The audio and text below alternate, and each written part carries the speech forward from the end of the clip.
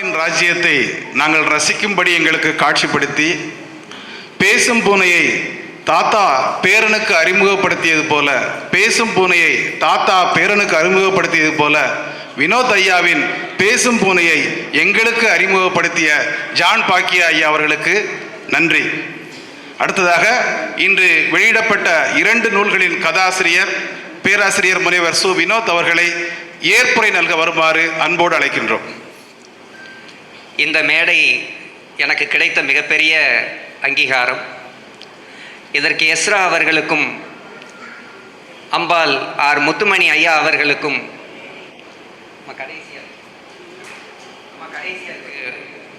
வழங்கியிருப்பதற்கு காரணமாக இருக்கிற எஸ்ரா அவர்களுக்கும் அம்பாள் ஆர் முத்துமணி ஐயா அவர்களுக்கும் நான் நன்றி தெரிவிக்க கடமைப்பட்டிருக்கின்றேன். பொதுவாக நூல் வெளியீட்டில் ஏற்புரை சொல்லும் பொழுது வார்த்தைகள் கிடைக்காது. ரொம்ப பெரிய உளறி முடித்து உட்கார்ற மாதிரி தான் பெரும்பாலும் அமைந்து விடும்.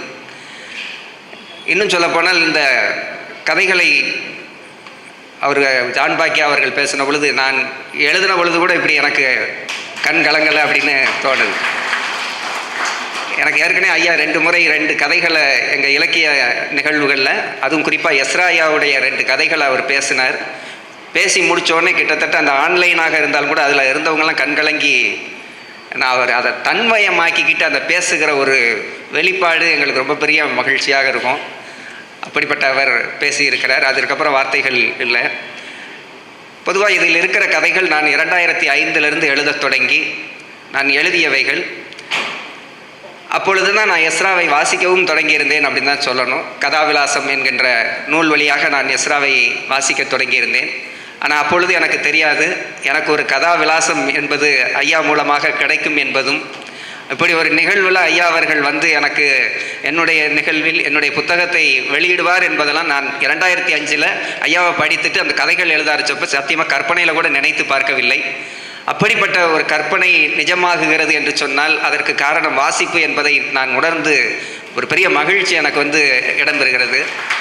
நிச்சயமாக இந்த புத்தகத்தில் சில கதைகளை மாற்றியிருக்கலாம், குறைத்திருக்கலாம், இப்படி எனக்குள்ள பல இருக்கிறது.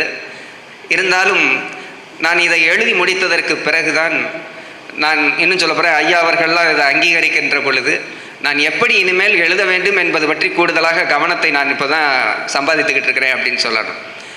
இப்போ அந்த ஃபேஸ்புக்கில் குறுங்கதைகள் என்று தொடர்ச்சியாக எழுதிக்கிறேங்க. அதுவும் ஐயாட்ட இருந்து கற்றுக்கிட்டது தான். ஏன்னா ஐயா தொடர்ச்சியாக என்ன செய்வாங்க அப்படின்னா, ஒரு பணியை செய்துக்கிட்டே இருப்பாங்க. அதுக்கு ஒரு நேரம் ஒதுக்கி இருப்பாங்க. இந்த பக்கம் ஒரு தொடர்ச்சியான பணி நடக்கும், அந்த பக்கம் ஒரு தொடர்ச்சியான பணி இருக்கும். இதுபோல் ஒரு முயற்சியை நாம் விடாமுயற்சியாக செய்யலாம் அப்படின்னு சொல்லி அப்படி ஒரு முயற்சியும் எடுத்துக்கிட்டு இருக்கிறேன். எனவே நான் பல்வேறு வகைகளில் எஸ்ரா ஐயா அவர்களை நான் ஒரு ஆசிரியராக, நான் பள்ளியிலும் கல்லூரியிலும் சந்திக்காத ஒரு ஆசிரியராக, ஏன்னா அவருக்கு எனக்கு எத்தனையோ வகைகளில் அதை கற்பித்திருக்கிறார், செயல்பட தூண்டி இருக்கின்றார். அப்படிப்பட்ட ஐயா அவர்கள் என்னுடைய நூலை வெளியிட்டது பல்வேறு நிகழ்வு, நான் நிறைய சொல்லிக்கிட்டே போகலாம். ஐயா அவர்களுடைய நூல் வெளியீட்டுக்கு என்னை சென்னைக்கு அழைத்து அவர் நூலை பற்றி என்னை பேச செய்தார் என்பதெல்லாம் எனக்கு அப்பயே கிடைத்த ஒரு பெரிய மாபெரும் மகிழ்ச்சியும் வெற்றியும் என்று தான் நினைத்து பார்க்கிறேன். இப்படிப்பட்ட ஐயா அவர்களினுடைய முன்னிலையில் அவர் என்னுடைய நூலை வெளியிட நான் பேசுகின்ற இந்த வாய்ப்பிற்கு அவருக்கு மிகப்பெரிய நன்றியை நான் வந்து உரித்தாக்கி கொள்கின்றேன். அதுபோல் அம்பாள் முத்துமணி ஐயா அவர்கள் கிட்டத்தட்ட சமீப காலங்களில் எனக்கு ரொம்ப நெருக்கமாக, எப்படி சொல்கிறதுன்னு தெரியாது, அந்த அளவுக்கு அவர் ரொம்ப அழகாக பேசுவார். இன்னும் சொல்லப்போனால் எது பேசிக்கொண்டிருந்தாலும் ஒரு கூடுதலாக கவனம் எடுத்து பேசுவார் ஐயா அவர்கள். நம்ம மேலே ஒரு இதை எடுத்துக்குவார். எதையும் ஒரு திட்டமிட்டு இருப்பாங்க. அந்த திட்டத்தில் ரொம்ப சரியான ஒரு முறையிலேயே அதை அணுகி கொண்டே இருப்பாங்க. நான் நிறைய அவங்ககிட்ட இருந்து கற்றுக்கிட்டே இருப்பேன். எனக்கு அதுதான் பெரியவர்களோடு பழகுகின்ற பொழுது நான் அதை புரிந்து அப்படியே எடுத்துக்கிட்டே இருப்பேன். ஐயா கதையை வந்து ரொம்ப இயல்பாக எழுதிக்கிட்டு போவாங்க. நான் கதையாக்குறதுக்கு ரொம்ப கஷ்டப்பட்டு எழுதிக்கிட்டு இருப்பேன். முத்துமணி ஐயா ஒரு முறை ஒரு எழுதின கதையை காட்டி அதை சொன்னாங்க. அப்படியே அந்த நிமிஷத்தில் எனக்கே கண் கலங்கியது. அவர்கள் வீட்டில் வேலை பார்த்த ஈஸ்வரி அக்கா என்ப ஒருவரை பற்றி பேசினாங்க. ஒரு கொடுத்த வாக்கிற்காக, அதை காப்பாற்றுவதற்காக நாம் எவ்வளவு தூரம் அதை சிறமேல் எடுத்துக்கொள்கிறோம் என்பதற்கு அந்த கதை, அது நடந்த விஷயம் அவங்க சொல்லும் பொழுது அதோடைய இயல்பான தன்மையே எப்படி இருக்கும் அப்படின்னு கேட்டிங்கன்னா கதை போல் இருக்கும். நான் இப்படி அவர்களுடைய எழுத்து, அதுபோல் அவர்களுடைய சிந்தனை, அவர்களோடு சேர்ந்து இருக்கின்ற அந்த நெருக்கம், இப்படி ஒவ்வொன்றும் எனக்கு வந்து ஒரு பெரிய மகிழ்ச்சியையும் எனக்கான ஒரு பெரிய வழிகாட்டுதலையும் ஐயா அவர்கள் செய்து கொண்டு இருக்கிறார்கள். இந்த மேடை கூட ஐயா அவர்கள் எனக்கான கொடுத்த ஒரு பெரிய அங்கீகாரமாக நினைக்கின்றேன். முத்துமணி ஐயா அவர்களுக்கு நான் என்னுடைய நன்றியை உரித்தாக்கிக் கொள்வதில் மகிழ்ச்சி அடைகின்றேன். அதுபோல் இந்த நிகழ்ச்சியை திட்டமிட்டுக்கிட்டு இருந்த பொழுது நேற்றெல்லாம் ஒரு 10:30 மணி அளவில் இரவு வரைக்கும் உட்காந்து அதை பற்றி ஆலோசனைகள்லாம் செய்துக்கிட்டே இருந்தோம். பிரகாஷ் ஐயா அவர்கள் அவங்களாம் ஜேசிஐயினுடைய உறுப்பினர்கள்லாம் எங்கள் கூட உட்காந்து நாங்கள் ஒரு விஷயத்துக்கு இவ்வளோ தூரம் திட்டமிட்டோமா அப்படின்னு கேட்டால் இல்லை. அதனால் பல இடையூறுகள்லாம் சந்திச்சிருக்கோம். ஆனால் ரொம்ப அழகாக எப்படி நடத்தணும், எது எங்கே இருக்கணும், எதுவும் என்ன செய்யக்கூடாது அப்படின்னா அதிலேருந்து மாறக்கூடாது. எனக்கு அதில் இருக்கக்கூடிய ஒரு ஒழுங்கு எனக்கு ரொம்ப ரொம்ப பிடிச்சிருந்தது. எனவே அப்படிப்பட்ட ஜேசிஐயினுடைய உறுப்பினர்களாக இருக்கக்கூடிய பிரகாஷ் ஐயா உள்ளிட்ட அனைவருக்கும் நாங்கள் நன்றியை தெரிவிக்கிறோம். அதுபோல் உடன் சாமி ஐயா அவர்களும் கூட இருப்பார். அவர் சில விஷயங்களை திருத்தம் சொல்வார். எனக்கு அது அப்படியே சரியாகவும் இருக்கும். அவர் சொல்லக்கூடியதை எந்த வகையிலையும் மறுக்க முடியாது. அப்படி உடன் இருந்து நாங்கள் எல்லாம் அந்த ஒருங்கிணைந்து அந்த செய்த நிகழ்வுகள் எனக்கு மகிழ்ச்சியானது. ஜேசிஐயும் விருதை விருட்சமும் சேர்ந்து இந்த நிகழ்த்துகின்ற இந்த நிகழ்ச்சிக்கு காரணமாக இருக்கின்ற ஜேசிஐயினுடைய உறுப்பினர்கள் அனைவருக்கும் நன்றியை நான் தெரிவித்துக் கொள்கின்றேன். அப்புறம் ஆறுமுகசாமி ஐயா அவர்கள் அவர் வயது கடந்த ஒரு நட்பை எனக்கு வழங்கி இருக்கிறார் அப்படின்னு தான் நான் நினைப்பேன். என்னை அவர் பல இடங்களுக்கு பயணப்படுவதற்கு அழைத்து சென்றிருக்கிறார். எஸ்ரா ஐயாவை பார்க்குறதுக்கு சென்னைக்கே என்ன செய்தோம் அப்படின்னா அவர் தான் என்னை கூட்டிட்டு போகிறாங்க. பல இடங்களில் ஒரு நூலெல்லாம் வேகமாக வாசிப்பார் ஐயா அவர்கள். எனவே எனக்கு பல வகையில் அவர் வழிகாட்டியாக எனக்கான ஒரு பெரிய ஒரு அங்கீகாரத்தை வழங்கக்கூடியவராகவும் இருக்கிறாங்க. ஆறுமுகசாமி ஐயா அவர்களுக்கும் நான் நன்றியை தெரிவித்துக் கொள்கின்றேன். அதுபோல் தேன்மொழி அம்மா அவர்கள் யோகன் ஐயா அவர்களினுடைய மகள், நிறைய நூல்கள் வாசிப்பாங்க. உளவியல் ஆலோசகராக இருக்கக்கூடியவங்க. ஒரு முறை அம்பாள் முத்துமணி ஐயா வீட்டுக்கு போன முறை எஸ்ரா அவர்கள் வந்திருந்த பொழுது அவங்க அந்த உணவுகளெல்லாம் வைத்துட்டு சில கேள்விகள்லாம் கேட்டாங்க. உணவு குறித்து எஸ்ரா ஐயா அவ்வளவு தூரம் சாப்பாட்டு மேஜையில் உட்காந்து பேசிக்கிட்டு இருந்தாங்க. எனவே அப்படி ஒரு நெருக்கத்தையும் அந்த கேள்விகளையும் எழுப்பி இருக்கக்கூடிய தேன்மொழி அம்மா அவர்களுக்கும் நான் நன்றியை தெரிவித்துக் கொள்கிறேன். புத்தகங்களை பெற்றுக்கொண்டு சிறப்பித்த அம்மா அவர்களுக்கும் நன்றி. அடுத்து கருத்துரை வழங்கியவர்களில் அருள்மொழி அம்மா எங்களுடைய துறை தலைவர். பொதுவாக கல்லூரியில் நான் சிறுகதை தொடர்பாக இயங்குவதற்கான சுதந்திரத்தையும் அதற்கான சில வாய்ப்புகளையும் அவர்கள் தான் எனக்கு உருவாக்கி கொடுத்தாங்க அப்படிங்கிறதா உண்மை. 2 முறை மாணவர்களுக்கு சிறுகதையில் பயிற்சி கொடுத்துருக்கேன். எனக்கு இப்போ தான் எழுத தெரியும். ஆனால் அந்த பயிற்சி கொடுக்குற பொழுது அந்த மாணவர்களுடைய கதைகளெல்லாம் 2 முறையும் நூலாக்கி இருக்கிறோம். ஒரு முறை கொரோனா சமயத்தில் வெவ்வேறு கல்லூரியினுடைய மாணவர்கள்லாம் கூட பங்கேற்றார்கள். எனவே அதற்கான அழகான திட்டமிடுதல் ஒருங்கிணைப்பு எல்லாம் செய்து கொண்டு இன்றைக்கி அந்த நூல் குறித்து எனக்கு அந்த கருத்துரை வழங்கி சிறப்பித்திருக்கக்கூடிய அருள்மொழி அம்மா அவர்களுக்கு நன்றியை தெரிவித்துக் கொள்கிறேன். நான் முதல்ல சொன்னது மாதிரி ஜான் பாக்கியா ஐயா அவர்கள் இந்த நூல்கள் 100 என்ற நிகழ்வுகள் மூலமாக எனக்கு அறிமுகம். அவர் பேசுகின்றது அப்படியே நம் மெய்மறந்து கேட்க முடியும். அவர் சின்னத்திரையினுடைய நடிகராகவும் இருக்கின்றார். அதனால் அது அவருடைய மிகப்பெரிய வெற்றி. அதையும் தாண்டி இங்கு அந்த கருத்துரை வழங்கி சிறப்பித்தார். அவர்களுக்கு நான் நன்றியை தெரிவித்துக் கொள்கிறேன்.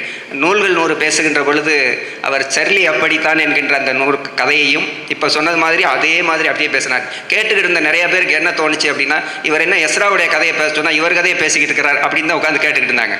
பேசி முடித்துட்டு இப்படித்தான் அந்த கதை முடியும் என்று சொன்னோன்னே கேட்டவங்களுக்கு அப்போ தான் அந்த கதை தான் பேசிக்கிட்டு இருந்தார் அப்படின்னு தோணும். எனவே அந்த ஒரு சஸ்பென்ஸோடு அந்த பேசுகின்ற தன்மை ஐயா அவர்களுக்கு நான் நன்றியை தெரிவித்துக் கொள்கின்றேன். அதுபோல் சாமி ஐயாவை திரும்பவும் நான் சொல்லியாக வேண்டும். ஏன்னா தொடர்ந்து இணைந்து செயல்பட்டுக்கிட்டு இருக்கிறோம். எஸ்ரா ஐயா அவர்களுடைய ஒரு போட்டி, சிறுகதை போட்டி நடத்தினோம். அந்த போட்டியிலிருந்து கிட்டத்தட்ட அது 500 கதைகள் வந்தது. அந்த கதைகளெல்லாம் உட்கார்ந்து பரிசை முடிவு செய்து, எனவே இப்படி தொடர்ந்து நாங்கள் 2 பேரும் இயங்கி கொண்டிருக்கிறோம். ஐயாவுடைய வழிகாட்டுதல் பல வகையில் எப்படி இருக்கும் அப்படின்னா ரொம்ப சரியாக இருக்கும். அவர் அங்கே நான் மாணவராக இருக்கின்ற பொழுது அவர் ஆசிரியராக இருந்தார் VHNSN கல்லூரியில். எனவே இப்போ நாங்கள் 2 பேரும் சேர்ந்திருக்கோம் அப்படிங்கிறது எனக்கு ஒரு பெரிய மகிழ்ச்சியும் கூட. ஐயா அவர்களுக்கு நான் நன்றியை தெரிவித்துக் கொள்கிறேன். அதுபோல் ஸ்ரீதர் அண்ணன் என்னுடைய இலக்கிய அமைப்பில் தொடர்ந்து எங்களோடு சேர்ந்து இயங்கக்கூடியவர். அஞ்சரை தும்பி இலக்கிய அமைப்பை அவர் இல்லைன்னா நம்ம நான் நடத்த முடியாது. எனவே 2 பேரும் சேர்ந்து அதை நடத்தி கொண்டிருக்கிறோம். பல்வேறு ஆலோசனைகள் வழங்கக்கூடியவர். அவர்களுக்கும் நான் நன்றியை தெரிவித்துக் கொள்கிறேன். இங்கே இருக்கக்கூடியவங்களில் நிறைய பேர் ஒவ்வொருத்தரையும் பேர் சொல்ல முடியாது. எஸ்ராய் அவர்களுடைய உரை இருக்கிறது. தமிழ் வளர்ச்சி உதவி இயக்குனர் சுசிலாமா இருக்கிறாங்க. பள்ளியினுடைய தலைமை ஆசிரியர் ஐயா திருமலை குமரன் ஐயா, என்னுடைய ஆய்வு வழிகாட்டி ஐயா நயினார் ஐயா இருக்கிறார். சிதம்பரம் ஐயா இருக்கிறாங்க. நிறைய பேர் இருக்கிறாங்க. பேர் சொல்ல முடியாதனால யாரும் வருத்தப்பட வேண்டாம். அனைவருக்கும் நன்றி பாராட்டி இந்த நிகழ்விற்கு வழிவகை செய்திருக்கக்கூடிய விருதை விருட்சத்தினுடைய முத்துமணி ஐயா அவர்கள், ஜேசிஐ மற்றும் எஸ்ரா அவர்களுக்கு நன்றி பாராட்டி விடைபெறுகிறேன். நன்றி, வணக்கம். ஏற்புரை நல்கிய பேராசிரியர் வினோத் ஐயா அவர்களுக்கு நன்றி. தேசங்கள் பல சுற்றி வந்த தேசாந்திரியே, கதைகள் பல கற்றுத்தந்த கதாவிலாசமே, நேசமிகு வாசகர்களாகிய எங்களின் பாசமிகு எழுத்தாளரே, பார்போற்றும் பல விருதுகள் உங்கள் வசம், பார்போற்றும் பல விருதுகள் உங்கள் வசம், அதுபோல இந்நேரம் நாங்கள் யாவரும் உங்கள் வசம். சாதனையாளரே, வருக வருக வருக. கதைகளின் எதிர்காலம் எனும் தலைப்பில் இந்த சபையில் பேருரை தருக தருக தருக. ஜேசியையும் விருதை விருட்சமும் இணைந்து இந்த புத்தக வெளியீட்டு விழாவிற்கு ஏற்பாடு செய்திருக்கிறார்கள். மிக சிறப்பாக இங்கு நடந்தேறிய அந்த புத்தக விழாவிற்காக அவர்களுக்கு என்னுடைய மனம் நிறைந்த அன்பையும் நன்றியும் தெரிவிச்சுக்கிறேன்.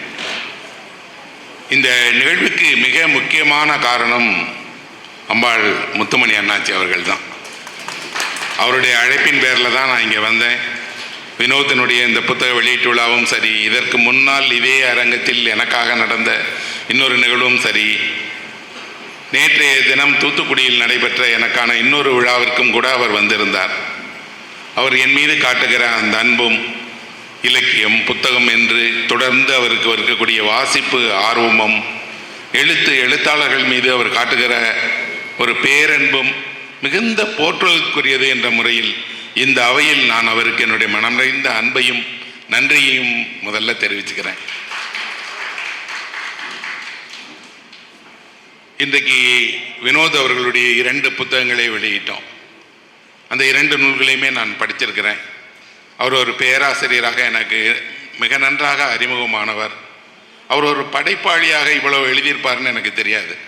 அவர் ஆய்வு கட்டுரைகள் எழுதியிருப்பார், ஆய்வு புலத்தில் பணியாற்றியிருப்பார் அப்படிங்கிறதெல்லாம் தெரியும். புனைவு இலக்கியங்கள் எழுதியிருப்பாருங்கிறது அதிகம் எனக்கு தெரியாது. ஆனால் இந்த நூல்களை படித்து அவருக்கு உடனே அதை தொலைபேசியில் அழைச்சுன்னு சொன்னேன், நாம் இதை வெளியிடலாம், நானே வரேன், நீங்கள் எப்போன்னு சொல்லுங்கள், நான் வந்து அந்த புத்தகத்தை வெளியிடுகிறேன் அப்படின்னு அதை படித்தன்றே நான் அதை தெரிவித்தேன் அவருக்கு. அப்படிதான் இந்த கூட்டம் ஏற்பாடானது. அவருடைய எழுத்தில் பேசும்போது சொன்னாங்க, என்னுடைய சாயல் இருக்கிறது அப்படின்னு. இலக்கியத்தினுடைய சிறப்பே என்ன அப்படின்னா, ஒரு எழுத்தாளருடைய சாயல் இன்னொருவருக்கு இருந்தால் அது வெற்றி என்று அர்த்தம். என் தாத்தாவினுடைய காது எனக்கு இருப்பது என்பது எனக்கு பெருமை தானே. முகஜாயலை பார்க்கும்போது இது யார் மாதிரி இருக்குன்னு வீட்டில் முதல்ல கேட்பாங்க. யாரோ ஒருவர் போல இருந்தால் நல்லது, அசலாக இருக்கீங்கன்னு அர்த்தம். இல்லாட்டா தான் சந்தேகம், நம்ம வீட்டு பிள்ளை மாதிரி இல்லையே இவர் அப்படின்னு கேட்பாங்க. இன்னொன்று, ஒரு புதுமைப்பித்தனை போல, பாரதியை போல, ஜானகிராமனை போல, அசோகமித்திரனை போல, ஜெயகாந்தனை போல என்னாலும் ஒரு வரி எழுத முடிகிறது, நானும் அந்த வரிசையில் வருகிறேன் என்றால் அதுதான் உண்மையான இலக்கிய மரபு. அப்படி அவருக்கு வினோத் வந்திருக்கிறார் என்றால் அது எனக்கு மிகுந்த மகிழ்ச்சி. என்னுடைய தாத்தாவினுடைய பாக்கெட்லேருந்து தேவையான காசுகளை நான் எடுத்துக்கொள்வதில் எவ்வளவு ஆனந்தப்படுவேனோ அப்படித்தான் புதுமைப்பித்தனிடமிருந்து, பாரதியிடமிருந்து எனக்கு தேவையான சொற்களை எடுத்துக்கொள்வேன். அந்த உரிமை எனக்கு இருக்கிறது. நான் எழுத்தாளன்கிற முறையில் என் முன்னோடிகள் எல்லாம் எனக்கு தாத்தாக்கள் தான், பாட்டன்கள் தான். அது கபிலர் பரணாகராக இருக்கலாம், அல்லது தமிழ் இலக்கிய மரபில் வரக்கூடிய ஒரு சிறு கவியாக இருந்தாலும் சரி, அவரும் நானும் இணையானவர்கள், தோழமை கொண்டவர்கள் தான். அவருடைய இந்த தொகுப்பை நான் வாசித்த போது நிறைய நல்ல கதைகளை எழுதியிருக்கிறார். குறிப்பாக அவர் விருதுநகரில் வந்து வசித்து விருதுநகருடைய வீதிகளை பற்றியெல்லாம் நிறைய எழுதியிருந்தாலும் எனக்கு அவர் அருப்புக்கோட்டையை எழுதியதில் அதிகமாக எழுதியிருக்காருன்னு தோணுச்சு. அவர்கிட்ட கேட்டேன், நீங்கள் அருப்புக்கோட்டைக்காரரா வினோத் அப்படின்னு. இல்லை, என்னுடைய சிறு வயதில் நான் அருப்புக்கோட்டையில் இருந்தேன், தாத்தா வீடு இருந்தது, அந்த நினைவுகளை எழுதியிருக்கிறேன் அப்படின்னு. எவருக்குமே தன்னுடைய பால்ய வயதில் எங்கே அவர்கள் விரும்பி இருந்தார்களோ அந்த அளவுக்கு வாழுகிற ஊரை எழுத முடியாது. இன்னொன்று, நீங்கள் உங்கள் தாத்தா பாட்டி வீட்டில் உங்களுக்கு கிடைத்த சுதந்திரமும் அன்பும் ஒருபோதும் உங்கள் பெற்றோர்களால் தர முடியாது. உங்கள் தாத்தா பாட்டிகளுக்கு நீங்கள் தான் அவர்களுடைய வாரிசுகள். அதனால் தாத்தாவுடைய அந்த அருப்புக்கோட்டையை பற்றி அங்கே இருந்த சித்திரங்களை எல்லாம் அழகாக எழுதியிருக்கிறார். இந்த 2 தொகுப்புலையும் நான் ஒரு தொகுப்புக்கு ஒரு கதை வீதம் 2 கதையை இந்த அவையில் முதல்ல சொல்லணும்னு நினைக்கிறேன்.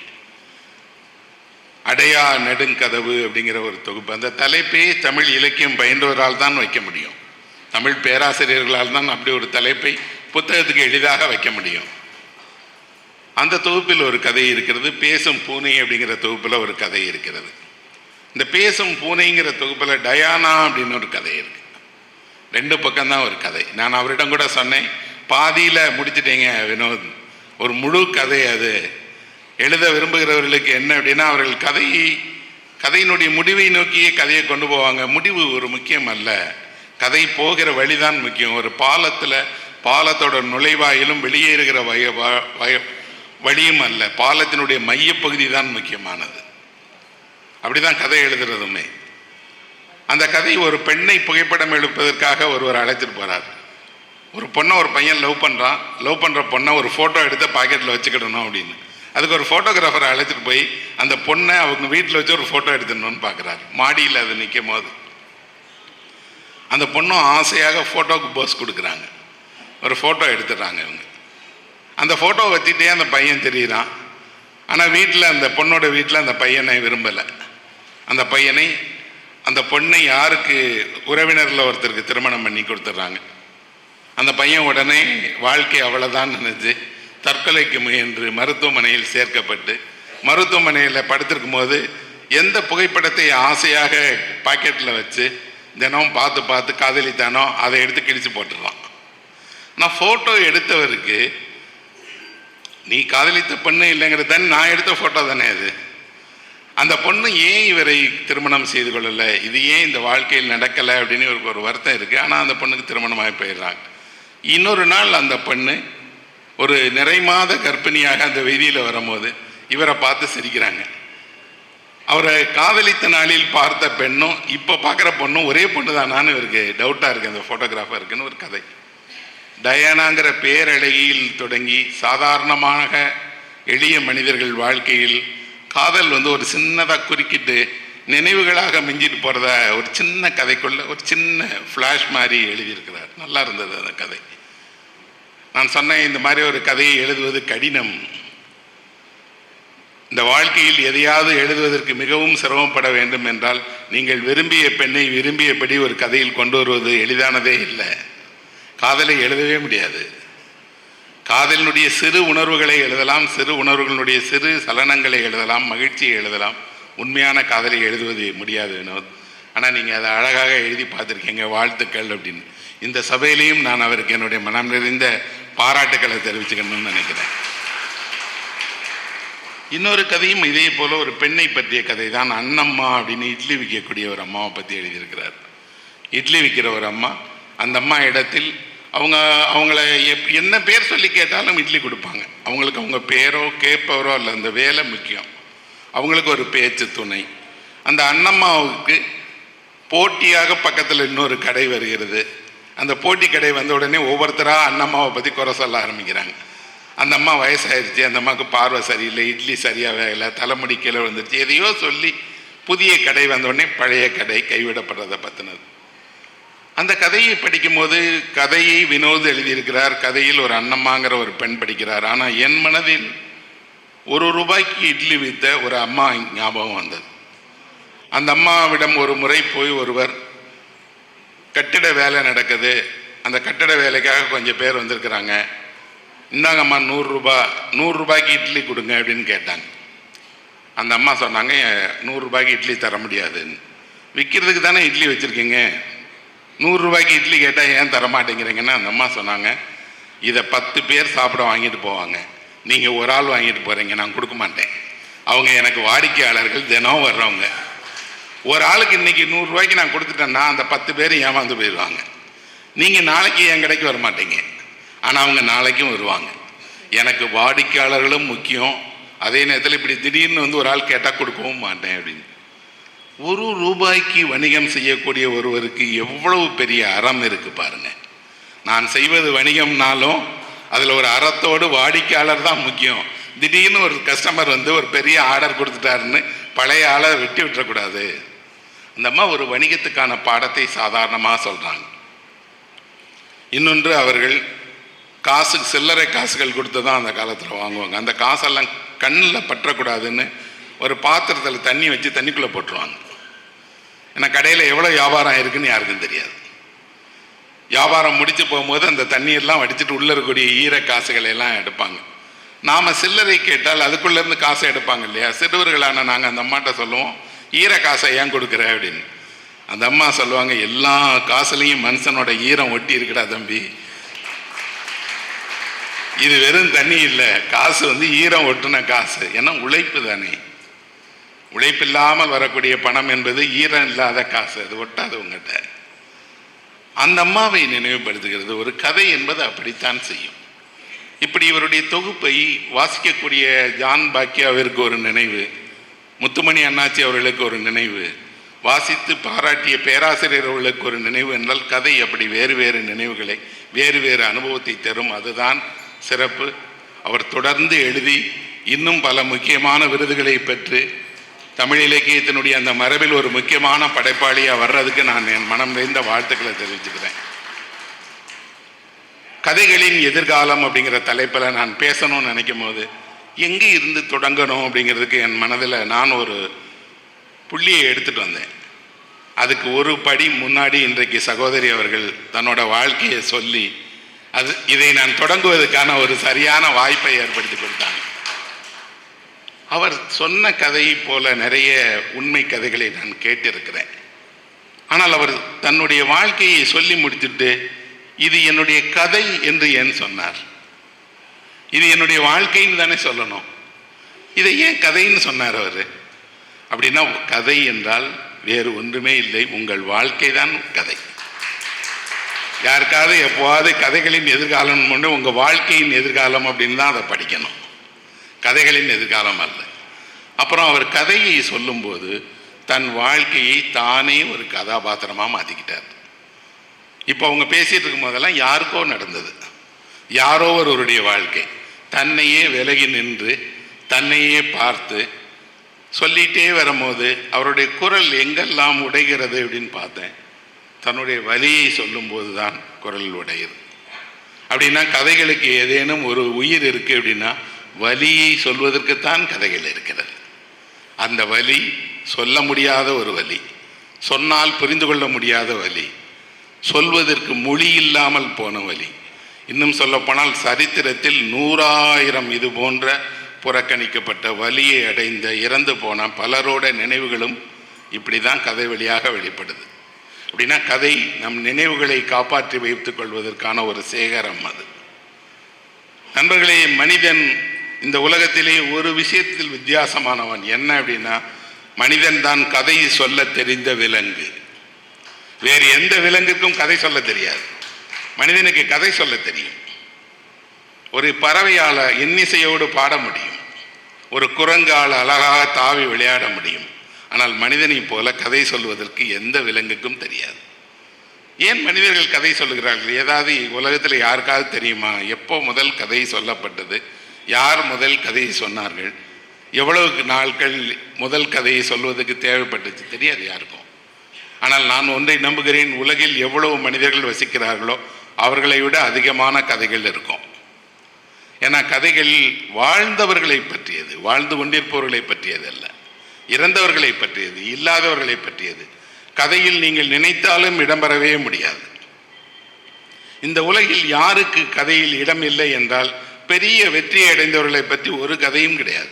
அவர்கள் வாழ்க்கையிலே புகழை வாங்கிட்டு போயிட வேண்டியதுதான். தோற்றவர்கள், கண்ணீர் விட்டவர்கள், கவலைப்பட்டவர்கள், புறக்கணிக்கப்பட்டவர்கள், அவமானப்பட்டவர்கள் எல்லோருக்கும் ஆறுதல் அளிப்பதற்கு ஏதாவது ஒன்று இருக்குன்னா கதை தான் இருக்கிறது. நீங்கள் ஒரு கதாபாத்திரமாக மாறிவிட்டால் உங்களை உலகம் புரிஞ்சுக்கிடும், நீங்களாக இருந்தால் புரியாது. அப்படின்னா நீங்கள் ஒரு கதையாக மாற வேண்டும், நான் ஒரு கதையாக வேண்டும். நாம் எல்லோருடைய கதையும் எல்லோருக்கும் தெரிய வேண்டும். அப்படி தெரியப்படுத்துவதற்குத்தான் உலகத்தில் திரும்ப திரும்ப கதை சொல்லிக்கிட்டே இருக்காங்க. நம்ம புராண கதையில் ஒரு கதை இருக்கிறது. சிவனும் பார்வதியும் கதை சொன்னாங்களாம். பார்வதிக்கு சிவன் தினமும் கதை சொல்லுவாராம். எவ்வளோ ஆச்சரியமாக இருக்குது பாருங்க. கடவுள்களும் கூட தன்னுடைய மனைவிக்கு கதை சொல்லித்தான் ஏமாற்ற வேண்டியிருக்கு. ஏன்னா ஏதாவது ஒரு கதையை சொன்னால் அந்த அம்மா பாவம் நம்பிடுவாங்க. அப்புறம் ஆண்களுக்கு அவர்கள் கதையை தவிர வேறு எதையும் சொல்லியும் அவர்களால் ஒரு பெண்ணை எளிதாக கவர முடியாது. இவர் சிவன் பார்வதிக்கு கதை சொல்கிறாராம். எந்த கதையை சொன்னாலும் அந்த அம்மா சொல்லுவாங்களாம், இதெல்லாம் கேட்டுட்டேன், புதுசாக சொல்லுங்க அப்படின்னு. அவர் புதிதாக இன்னொரு கதையை சொன்னால் இதில் பாதி கேட்டுட்டேன், இதெல்லாம் பழசு, புதுசாக சொல்லுங்கன்னு. புதிதாக இனி என்ன கதையை சொல்வது என்று தெரியாத சிவன் உடனடியாக ஒரு கதையை சொல்லத் தொடங்கினாராம். அது பார்வதியினுடைய கதை. நீ பிறந்ததுக்கு என்ன காரணம் இருக்குன்னு உனக்கு தெரியுமா? நீ பிறக்கிறதுக்கு முன்னாடி உங்க அப்பாவுக்கும் இன்னொங்களுக்கும் நடந்த சண்டை உனக்கு தெரியுமா என்று பார்வதி அறியாத பார்வதியினுடைய கதையை சிவன் சொல்லத் தொடங்கிய போது பார்வதி சொன்னாங்களாம், பாதி எனக்கு தெரியும், பாதி தெரியாது அப்படின்னு. சரி, இப்போ இருக்கிறில்ல, இன்னும் 50 வருடம் கழித்து நீ என்ன வேணும் உனக்கு தெரியுமா? ஒரு கதை உன்னுடைய இன்றை நேற்றை நாளையை சொல்லிடும் அப்படின்னு அவர் கதையை சொல்ல தொடங்கினார். தொடங்க பார்வதிக்கு தானே ஒரு கதாபாத்திரமாக மாறி இந்த கதாபாத்திரத்துக்கு நடக்கிறதன் வழியாக தன்னை பற்றி தான் புரிந்து கொள்ள தொடங்கினார் அப்படிங்கிறாங்க. என்ன கதையை சிவன் பார்வதிக்கு சொன்னார்னு இல்லை, ஆனால் இந்த கதை நமக்கு அடிப்படையாக ஒன்றை சொல்லுகிறது. நீங்கள் உங்களை தெரிந்து கொள்வதற்கு உங்களை பற்றி இன்னொருவர் கதை தான் சொல்றார். அவர் யாருன்னா, அவர்லாம் பயங்கர மோசமான ஆள் சார் அப்படின்னு ஒரு கதையை சொல்லுவார். இன்னொருவரை பற்றி சொல்றதுன்னா அவரை மாதிரி ஒருத்தரை பார்க்கவே முடியாதுன்னு கதை சொல்லுவார். அப்படின்னா கதைகள் என்பது நாம் ஒருவரை பற்றிய மதிப்பீடு செய்கிறோம். ஒரு ஆண் வீட்டிலிருந்து வெளியேறி போனால் போன பிறகு அந்த ஆணை பற்றி வீட்டில் பேசிக்கொள்வது அத்தனையும் கதை தான். அவர் வந்தால் அந்த கதையெல்லாம் ஆகிடும். அப்படின்னா கதைகள் இல்லாத உலகமே இல்லை, கதைகள் இல்லாத வாழ்க்கையே இல்லை. எல்லாவற்றுக்கும் கதை இருக்கிறது. பொதுவாக இன்றைய ஒரு தலைமுறை கேட்கிறார்கள், கதை என்பது சிறுவர்கள் கேட்க வேண்டியது, பெரியவர்களுக்கெல்லாம் தேவையில்லை என்று. நண்பர்களே, நீங்கள் வாழ்க்கையில் எந்த துறையில் இருந்தாலும் எந்த வயதில் இருந்தாலும் ஒரு கதை கேட்கும்போது குழந்தையாக மாறிடுறீங்க, அல்லது கதை சொல்ல தொடங்கும் போது குழந்தையினுடைய மனது கொண்டவர்களாக மாறிடுறீங்க. அப்படின்னா கதை என்பது வயதை கடந்தது, அனுபவங்களை எல்லாம் கடந்தது. எந்த வயதிலும் யாரும் யாருக்கும் கதை சொல்லலாம். ஆனால் நீங்கள் ஒரு நிமிடம் உங்கள் கண்ணை மூடி யோசித்து பாருங்கள், நீங்கள் கடைசியாக யாருக்கு எப்போது கதை சொன்னீர்கள்? உங்களிடம் யார் கதை கேட்டார்? பேரம் பேத்தி இருக்கக்கூடிய தாத்தாக்கள்லாம் உடனே கை தூக்கிடுவாங்க, ஏன்னா கண்டிப்பாக கதை சொல்லியிருப்பாங்க. நடுத்தர வயது இளைஞன் கதை சொன்னதை எப்போ சொன்னாங்க? கேட்கவும் இல்லை, சொல்லவும் இல்லை. ஆஃபீஸில் வேணா என்னை பற்றி யாராவது கதை சொல்லுவாங்கன்னு சொல்லுவார். இளைஞர்களுக்கு கதை என்பது தேவையில்லாத ஒன்று. இந்த உலகம் கதைகளால் தான் எங்களை மதிக்காமல் இருக்கு. யாரோ ஒருவர் கதையில் நாயகனாக இருப்பதால் நாங்கள் எல்லாம் உப கதாபாத்திரம் ஆகிட்டோம்னு நினைக்கிறாங்க. சிறுவர்கள் எப்பவும் போல கதை கேட்டுகிட்டே இருக்கிறாங்க. அவர்களுக்கு கதை கேட்பதில் எல்லா காலத்திலையும் மகிழ்ச்சி இருக்கு. அப்படின்னா கதைகள் என்றைக்கும் இருந்து கொண்டே இருக்கும். இன்று நேற்று என்று மனிதன் இருக்கிற வரைக்கும் மனிதன் உருவாக்கின கதைகளும் இருந்து கொண்டே இருக்கும். புத்தருடைய காலகட்டத்தில் புத்த ஜாதக கதைகள் என்று புத்தருடைய பிறவிகளை பற்றிய கதைகளை எல்லாம் தொகுத்தாங்க. அதுக்கு பேர் புத்த ஜாதக கதைகள் அப்படின்னு இருக்கு. இந்த புத்த ஜாதக கதையில் புத்தரை சொன்னதாக, அவர் வழியாக சொன்னதாக சொல்லப்படுகிற கதையில் ஒரு கதை வணிக சமுதாயத்தை பற்றி சொல்லுகிறது. பொதுவாக நான் நினைப்பேன், தமிழ் இலக்கியத்திற்கு நிறைய கொடைகள் கொடுத்து, நிறைய எழுத்தாளர்களை ஆதரித்து, நிறைய எழுத்தாளர்களுடைய படைப்பை வெளிக்கொண்டு வருவதற்கு ஒரு சமுதாயம் அதிகம் உதவி இருக்கிறது என்றால் அது வணிக சமுதாயம் தான் உதவி இருக்கிறது. பெரிய மனதோடு அவர்கள் கொடை கொடுத்திருக்கிறார்கள். தமிழ் வளர்ச்சிக்கு சரி, அகராதி பணிக்கு சரி, இன்னும் சொல்ல போனால் தமிழ் இருக்கைகள் அமைப்பதிலிருந்து பல்கலைக்கழகங்களிலிருந்து வணிகர்கள் கொடுத்த பெரும் கொடைதான் தமிழ் மொழியை காப்பாற்றியதில் ஒரு முக்கிய பங்கு வகித்திருக்கிறது, இல்லைன்னு சொல்ல மாட்டோம். இந்த கதை வணிகத்தை பற்றியது. எந்த தலைமுறையிலும் இந்த கதையை ஒரு வணிகன் கற்றுக்கொள்ளலாம். என்னங்கன்னா, ஒரு சாலை ஓரத்தில் ஒரு எலி செத்து கிடக்குது. ஒரு இளைஞன் உட்கார்ந்துருக்கிறான், செத்து கிடக்கிற எலியை பார்க்குறான். ஒரு கடந்து போகிற ஒரு வயதானவர் சொல்கிறாரு, இந்த செத்த எலியை வச்சு கூட ஒருத்தன் வியாபாரம் செய்ய முடியும்பா அப்படின்னு சொல்லிட்டு போகிறாரு. அவனுக்கு புரியல, செத்த எலியை வச்சு எப்படி வியாபாரம் செய்ய முடியும்? அவர் பாட்டுக்கு சொல்லிட்டு போகிறாரு. பார்த்தா அனுபவசாலி மாதிரி தெரிகிறாரு. ஒரு செத்த எலி என்பது உலகத்தில் தூக்கி எறியப்படக்கூடிய தேவையில்லாத ஒரு பொருள் தானே. ஆனால் காரணம் இல்லாமல் அப்படி சொல்ல மாட்டார். என்ன செய்யலாம்? செத்த எலியை விற்கலாம் அப்படின்னு அவன் முடிவு செய்யறான். அதை ஒரு கூடையில் எடுத்து வைத்துக்கொண்டு தலையில் வச்சுட்டு செத்த எலி வாங்கலையா, செத்த எலி வாங்கலையான்னு சொல்லிட்டு போறான். ஊரே வேடிக்கை பார்த்து சிரிக்குது. எலியில என்னப்பா இருக்கு? அதை போய் ஒரு செத்து போன எலியை விற்கிறேன் ஒன்று இவன் சொல்றான்.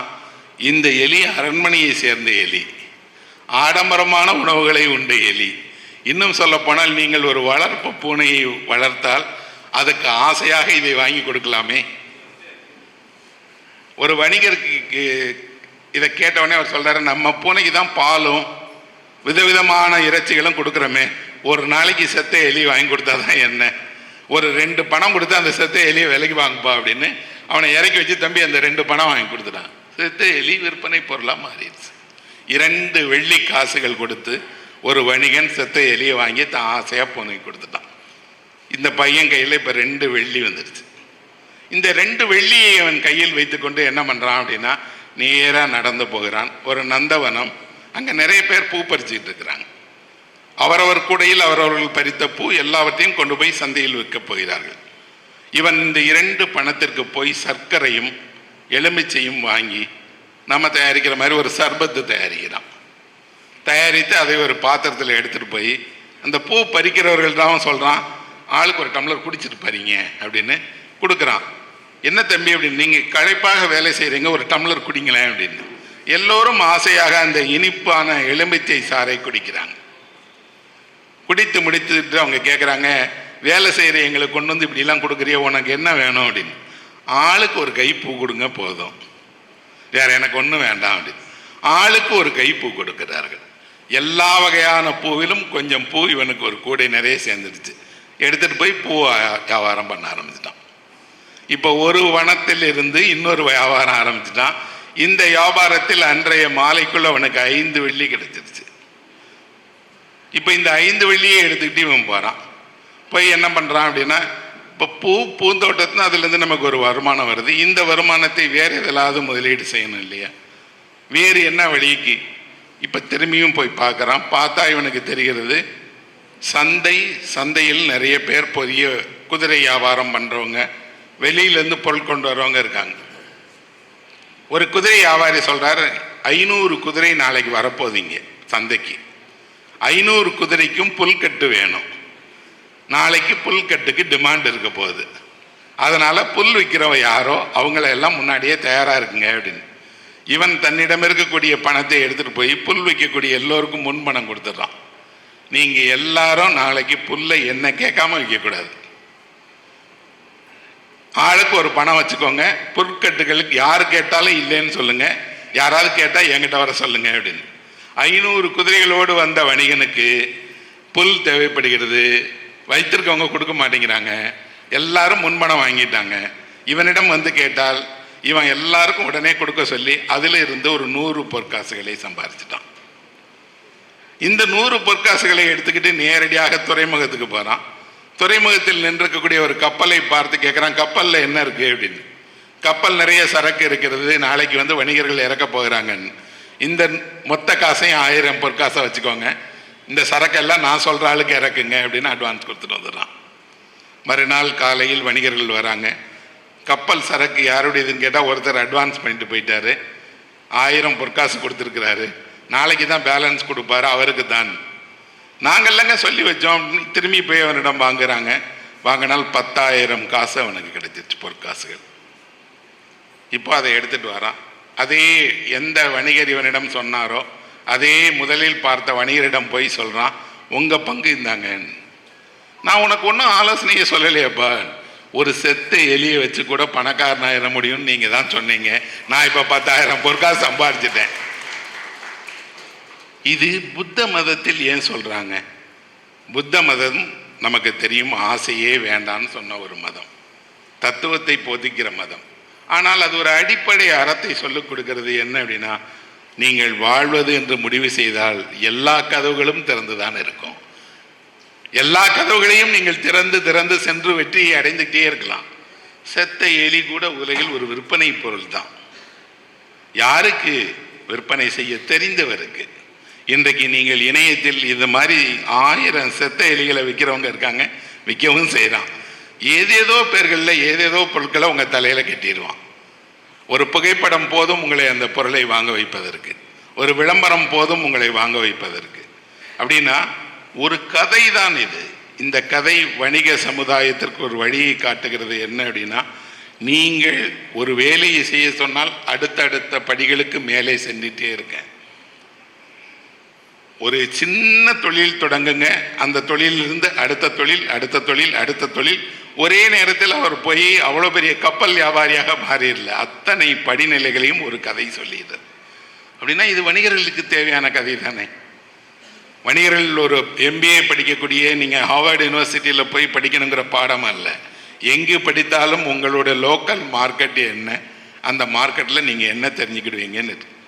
அப்போ ஒரு கதை ஒரே நேரத்தில் ஒரு ஞானத்தையும் வழங்குகிறது, அறிவையும் வழங்குகிறது, வாழ்வினுடைய முன்னேற்றத்துக்கு தேவையான வழிகளையும் சுட்டி காட்டுகிறது. அதனால்தான் நண்பர்களே நான் கதை முக்கியம் என்கிறேன், கதை எழுத்து முக்கியம் என்கிறேன். இன்னும் சொல்லப்போனால் இவ்வளவு பேரும் கதை படிங்கள் படிங்கள் படிங்கள்னு ஏன் சொல்லிகிட்டே இருக்கிறோம்? ஒரு கதையை நீங்கள் கேட்கும்போது கதையை மட்டும் கேட்பதல்ல, கதையின் வழியாக நிறைய உண்மைகளை கேட்குறீங்க, புரிஞ்சுக்கிறீங்க. தமிழில் மிகச்சிறந்த கதைகளை எழுதிய நிறைய எழுத்தாளர்கள் இருக்காங்க. நானே 100 சிறந்த கதைகள் அப்படின்னு 100 சிறந்த கதைகளை தொகுத்து புத்தகமாக கொண்டு வந்திருக்கேன். அதில் ஜானகிராமன் தமிழ்நாட்டினுடைய மிக முக்கியமான ஒரு எழுத்தாளர். அவர் பரதேசி வந்திருக்கிறான்னு ஒரு கதை எழுதியிருக்கிறார். ஒரு பெரிய வழக்கறிஞர், அந்த ஊர்லேயே அவர்தான் மிகப்பெரிய வழக்கறிஞர். ஆனால் அவருக்கு என்ன பழக்கம்னா, நீ என்ன தப்பு, ஒரு கொலை பண்ணு, திருட்டு பண்ணு, என்ன வேணாலும் பண்ணு, என்கிட்ட வந்துடு, நான் உன்னை காப்பாற்றிடுவேன். தன்னுடைய புத்தி சாதுரியத்தால் எந்த கொலை பண்ணவனையும் விடுவிச்சிருவார். அவர் வசதியானவர், மிக புகழ்பெற்ற வழக்கறிஞர். அவருக்கு வீட்டுக்கு வந்தவுடனே இவர் ஜானகிராமன் நல்லா அழகாக எழுதுகிறார். அவர் வெளியே வழக்கறிஞர், வீட்டில் நீதிபதி என்று. வீட்டில் நீதிபதினா என்ன? அவர் சொல்றதான் கேட்கணும், வாதிடுவதற்கெல்லாம் இடம் கொடுக்க மாட்டார். இவர் மகனுக்கு திருமணம், ஊரே வர்றாங்க, எல்லாரும் வந்து பெரிய கல்யாணம், அவ்வளவு விசேஷமாக நடக்குது, இசை கச்சேரி இருக்குது, எல்லா வகையான விருந்தும் நடக்கிறது. இங்கே ஒரு பரதேசி ஒருவன் வாசல்ல வந்து நின்று பாட்டு பாடி பிச்சை கேட்பான் இல்லையா, அப்படி பாட்டு பாடுறான். இந்த வழக்கறிஞருக்கு நல்ல சங்கீதம் தெரியும். இவர் பக்கத்தில் வந்து நின்றுட்டு அவன் சொல்கிறான், அவன் ராகத்தோடெல்லாம் கரெக்டாக பாடுறான், ஆனால் அவன் சொல் தான் தப்பாக இருக்குது, அவன் சொல்லுகிற ஒரு சொல் தவறாக உச்சரிக்கப்படுகிறதுன்னு அவன்கிட்ட, தம்பி இப்படி சொல்லக்கூடாது, நான் சொல்கிற மாதிரி சொல்லுங்கிறார். அந்த பரதேசி சொல்லுகிறான், எங்கள் வாத்தியார் எனக்கு இப்படி தாங்க கற்றுக் கொடுத்தாரு, நான் இப்படி தாங்க பாடுவேன். இல்லைப்பா, உன் வாத்தியார் தப்பாக கற்றுக் கொடுத்துருக்காரு, நான் சொல்கிறத மாற்றுன்னா அவன் சொல்கிறான், வாத்தியார் சொன்னதை மாற்றக்கூடாதுங்க, அப்படி தாங்க இருக்கும், அதை நான் மாற்ற விட மாட்டேங்க. இவருக்கு கோபம் வருகிறது, நீ ஒரு பிச்சைக்காரன், பரதேசி, ஒரு பாட்டை தப்பாக பாடுறேங்கிறதோட இசை அறிந்த நான் சொன்னால் கேட்க மாட்டேயா அப்படின்னு. அவன் சொல்கிறான், சாப்பாடு போட மாட்டேன்னு சொல்கிறதுக்கு உரிமை இருக்கே தவிர என்னை பாட சொல்லக்கூடாதுங்கிறதுக்கெல்லாம் உரிமை கிடையாது ஐயா அப்படின்னு சொல்கிறான். இவனை அடித்து துரத்தி விடுங்க, கண்ணிலே காட்டக்கூடாதுங்கிறாங்க, வெளியே துரத்தி விடுறாங்க. கொஞ்ச நேரம் கழித்து பந்திக்கு போகிறார். பந்தியில் நிறைய பேருக்கு இடையில் பரதேசியும் இலை போட்டு சாப்பிடுவதுக்கு உட்கார்ந்துருக்கான். அவன் இலையில் எல்லா பதார்த்தங்களும் பரிமாறப்பட்டுச்சு. இனிப்பை எடுத்து அவன் சாப்பிட தொடங்கும் போதை பார்த்துட்டாரு. இந்த பரதேசி நான் சொன்னதை கேட்காம ஒரு வார்த்தையை மாத்துறான்னா மாற்ற முடியாதுன்னு சொன்னவன் இவனுக்கு சாப்பாடு போடணுமா அப்படின்னு வந்து எழுந்துருங்கிறார். அவன் சொல்கிறான், மகன மகிழ்ச்சியோடு சாப்பாடு கொடுக்குறீங்க, நான் இனிப்பை சாப்பிட தொடங்கிட்டேன், இலையை மூட சொல்லாதீங்க சாமி, சாப்பிட்டுட்டு போயிடுறேன் அப்படிங்கிறான். இல்லை இல்லை, உனக்கு அந்த அனுமதி கிடையாது, இலையை மூடு, இனிப்பை கீழே போடு, வெளியே எந்திரிச்சு போ அப்படிங்கிறார். போக மாட்டேங்கிறான். சிரிச்சுக்கிட்டே சொல்கிறான், சின்ன விஷயத்துக்கெல்லாம் நீங்கள் கோச்சுக்கிறல கூடாதுங்க, சாப்பாடு எல்லாருக்கும் ஒன்று தாங்க, சாப்பிட்டுக்கிறேங்க அப்படிங்கிறான். கூடாது, எழுந்து போ அப்படின்னு கழுத்தை பிடித்து அவனை வெளியே தள்ளி பந்தியிலேருந்து வெளியே அனுப்புறாரு. எல்லாரும் சொல்கிறாங்க, யார் யாரோ சாப்பிட்றாங்க, எவரவருக்கோ இங்கே விருந்து நடக்கிறது, அவன் ஒரு பரதேசி தானே, சாப்பிட்டு போட்டுமே. இல்லைங்க, இவன் பேச்சை கேட்காதவன், பரதேசி இல்லை, இவனுக்கு சோறு போடக்கூடாது, வெளியே போகணும். வீட்டு வாசலில் வந்து நின்று அந்த பரதேசி சொல்கிறான், நான் மனம் எரிந்து சொல்லுகிறேன், என்னுடைய பசியின் போது என்னுடைய உணவிலிருந்து என்னை நீங்கள் வெளியே அனுப்புனீங்க இல்லையா, அந்த வயிறு எரிந்து சொல்லுகிறேன். இதே வீட்டில் 15 நாள் கழித்து ஒரு துக்கம் நடக்கும், அன்றைக்கு சாப்பிட நான் வருவேன், இலையில் உட்காருவேன், சாப்பிடுவேன், பாங்கன்னு போயிடும். இவருக்கு என்ன சாபம் கொடுத்துட்டானா என் பரதேசி, அதெல்லாம் நடந்துருவா போகுது, போகிறாங்க எழுத, அவனை வெளியே துரத்தி விட்டுன்னு விட்டுறாரு, போயிடுறான். திருமணம் நடக்கிறது, மணமக்கள் எல்லாம் சந்தோஷமாக இருக்கிறாங்க, மணமக்களை விருந்து கலைச்சிட்டு போகிறாங்க. மணமகன் திடீர்னு தண்ணி குடிக்கும் போது தன்னறியாமல் அப்படியே மயங்கி விழுகிறான். எதுக்கு விழுந்தான் தெரியல. அவனை உடனடியாக மருத்துவமனைக்கு கொண்டு போகிறாங்க. ஒரு அவச்சொல், அதுவும் பசித்தவனுடைய அவச்சொல் பலித்திருது. எந்த மகனுக்கு இவ்வளவு ஆசையாக திருமணம் செய்து வைத்தாரோ அந்த மகன் திருமணமான 2 நாட்களில் அவர் கண்மடியே இருந்துட்டான். அவனுக்கு இதே போல ஒரு 16ஆம் நாள் காரியம் நடக்கிறது. அதே பரதேசி வந்து நிற்கிறான். வந்து நின்று சொல்லக்கூடாத சொல்லிட்டேன் சாமி, ஆனால் நீங்கள் பசித்தவனை துரத்தி விட்டீங்கல்ல, அதுதானே சாமி என்னை இப்படி சொல்ல வச்சிருச்சு அப்படிங்கிறான்.